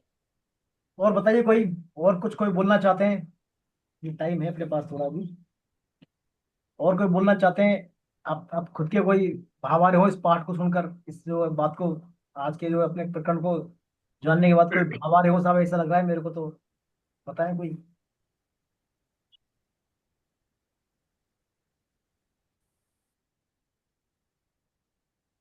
तो चलते हैं फिर, अपना आगे चलते हैं। तो देखिए, यहाँ पर अपना क्षेत्र क्षेत्र योग प्रकरण होता है। अब इसके बाद जो है हम नेक्स्ट वीक में जो है पढ़ेंगे अपन चतुर्दशो अध्याय, यानी गुणत्रय विभाग योग। गुणत्रय विभाग योग, गुणत्रय विभाग योग। गुणत्रय विभाग के योग के अंतर्गत हम पढ़ेंगे भिन्न भिन्न गुणों के बारे में। देखिए, अभी यहाँ पर अपन क्या पढ़ रहे हैं? जो क्षेत्र क्षेत्रक जो योग है, इसमें अपन लास्ट पता ज्ञान चक्षुओं के द्वारा हम क्या क्षेत्र को देख रहे हैं और क्षेत्रक को देख रहे हैं। तो दोनों का भेद कर समझ जाए अलग दोनों को, तो हमें परमात्मा की प्राप्ति हो जाती है। ये हमने पढ़ा था अभी, है ना, पढ़ रहे हैं। क्षेत्र क्षेत्रक के ज्ञान के द्वारा भेद को समझने वाले को परम तत्व की प्राप्ति हो जाती है। अब हम सोच रहे हैं कि भाई, ये वो जो ज्ञान है, जो ज्ञान है क्षेत्र क्षेत्रक का जो ज्ञान है, उस ज्ञान की क्या महिमा है और उस ज्ञान की प्राप्ति का उपाय क्या है। उस ज्ञान को क्या प्राप्त करें, उस ज्ञान को कैसे प्राप्त करें और उसकी क्या महिमा है, इसके लिए हम पढ़ेंगे आगे गुणत्रय विभाग योग। जैसे हमने पढ़ा था, हमारा बंधन होता है प्रकृति में, अपने शरीर, आप कहते हैं शरीर प्रकृति, शरीर क्या प्रकृति से होता है, तो बंधन होता है दो वजह से। किसके कारण? प्रकृति के कारण। और प्रकृति के कार्य क्या है? गुण, पदार्थ, शरीर, है ना। तो पहला तो होता है प्रकृति के कारण होता है, और दूसरा आता है प्रकृति के कार्य गुण, है ना। तो प्रकृति के कारण हमने पढ़ लिया जो पदार्थ और क्रियाएं। तो पदार्थ क्रियाओं को हमने यहाँ पढ़ लिया कि सभी क्रियाएं क्या है, प्रकृति के द्वारा ही हो रही हैं, इंद्रियों के द्वारा हो रही हैं, गुणों के द्वारा हो रही है ना, इनमें लिप्त नहीं होना। और ये तो पढ़ लिया क्रियाओं का। और पदार्थों का कि सभी प्राणियों के शरीर क्या प्रकृति में उत्पन्न होते हैं, प्रकृति में स्थित, प्रकृति में लीन होते हैं। तो क्रिया पदार्थ का हो गया। अब दूसरा आता है गुणों की बात, कि प्रकृति के बंधन से छूटने के लिए भगवान ने क्या है, प्रकृति के जो कार्य गुण है, गुणों के बारे में भगवान यहाँ इस श्लोक में बताएंगे कौन कौन सी गुण है ना, उन गुणों के क्या क्या लक्षण है, उन गुणों में व्यक्ति कब कब वो गुणों पर आरूढ़ होते हैं, और गुण आरूढ़ होने के बाद क्या क्या लक्षण प्रकट होते हैं, उस व्यक्ति का आहार कैसा होता है ना, कैसी वो कर्म करता है, कैसा उसका व्यक्तित्व होता है, कैसे उसकी स्टाइल होती है, किन गुणों के अंतर्गत, और उन गुणों में फिर क्या है, कौन सा गुण किस गुण पर कब हावी रहता है, किस प्रकार के व्यक्ति कौन से गुण धारण करते हैं, ये सब बातें हम उसमें पढ़ेंगे। और साथ ही जो गुण रूपी जो बाधा है, गुणों का संग करते हैं हम गुणों का संग कर लेते हैं ना, प्रकृति गुणों का, इन गुणों के संग से मुक्ति कैसी पाई जाए, कैसे इनसे मुक्त हो जाए, ताकि हम निर्गुण रह सकें, क्योंकि हम तो भगवान के अंश हैं, भगवान गुणातीत हैं, तो हम निर्गुण कैसे रखें, वो सब बातें हम आने वाले अध्याय में पढ़ेंगे गुणत्रय विभाग योग में। उसके लिए हम जो है नेक्स्ट वीक में क्लास शुरू करेंगे, आप अवश्य आइएगा उसमें। आज जो है अपनी प्रेजेंट काफी कम है, शायद लोग दीपावली के बाद थकान मिटा रहे हैं, या कोई कार्तिक का एकादशी का भी कुछ उसमें लगे हुए हो कहीं। प्रेजेंट बहुत कम है आज, तो अगली बार अपन ये पढ़ेंगे, है ना। चलिए अपन अब कीर्तन करते हैं 11 पांच से मिनट। जी क्या बोल रहे हैं सर, जीवराज सिंह जी क्या बोल रहे हैं। 11 से आज। हाँ कुछ एकादशी के बारे में, कई लोग यात्रा हाँ, वगैरह जा रहे हैं, तीर्थ यात्राओं में अभी इधर उधर। शादियों का है सब। हाँ शादियों का भी एक तो बिल्कुल बिल्कुल जो है शादी देवउठन। की है, तो इसलिए शायद एब्सेंस है, तो अगली बार से अपन शुरू करेंगे इसको। आइए अपन कीर्तन करते हैं 5 मिनट। हरे कृष्णा कृष्णा कृष्णा हरे हरे, हरे राम राम राम हरे हरे। हरे कृष्ण हरे कृष्णा कृष्ण कृष्ण हरे हरे हरे, हरे, हरे हरे राम हरे हरे राम, राम राम राम राम हरे हरे हरे, हरे हरे कृष्ण कृष्ण हरे कृष्ण कृष्ण कृष्ण हरे हरे, हरे हरे राम हरे राम राम राम हरे हरे।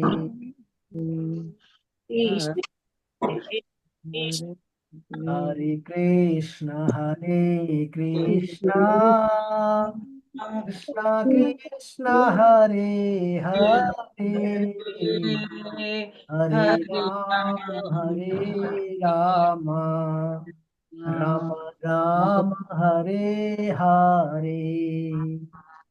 हरे कृष्णा हरे कृष्णा, नाम संकीर्तनम यस्य नाम संकीर्तनम यस्य सर्व पापनाशनम सर्वपापनाशनम् प्रणामो दुख शमनमस्तम नमो शमनतं नमामि हरिम परम। नमामि हरिहरम्। बोल वृंदावन बिहारी लाल की, जय हो, श्री श्री राधा गोविंद देव सरकार की, जय अर्जुन के सखा भगवान कृष्ण की, जय हो, विश्वानुस्ता राधा रानी की, जय हो, श्री श्री राधा दामोदर भगवान की, जय श्री श्री कृष्ण बलराम की, जय जगन्नाथ बलदेव सुभद्रा मैया की, जय हरे कृष्ण महामंत्र की, जय हरे नाम संकीर्तन यज्ञ की, जय अनंत कोटि वैष्णव वृंद की, जय आज के आनंद की, जय सभी सर एक चीज वैष्णव। कहना चाह रहा था जी सर, हरे कृष्ण। कि इस रिकॉर्डिंग को डाल दीजिएगा तो जो आज अटेंड नहीं कर पाए क्लास वो सुन लेंगे। जी मैं डाल दूंगा सर। जी, मतलब सबका हित हो जाएगा। जी जी बिल्कुल बिल्कुल बिल्कुल, है ना। वो आपके चरणों में प्रणाम। अरे सर बिल्कुल। हरे कृष्णा हरे हरे हरे कृष्ण हरे कृष्ण।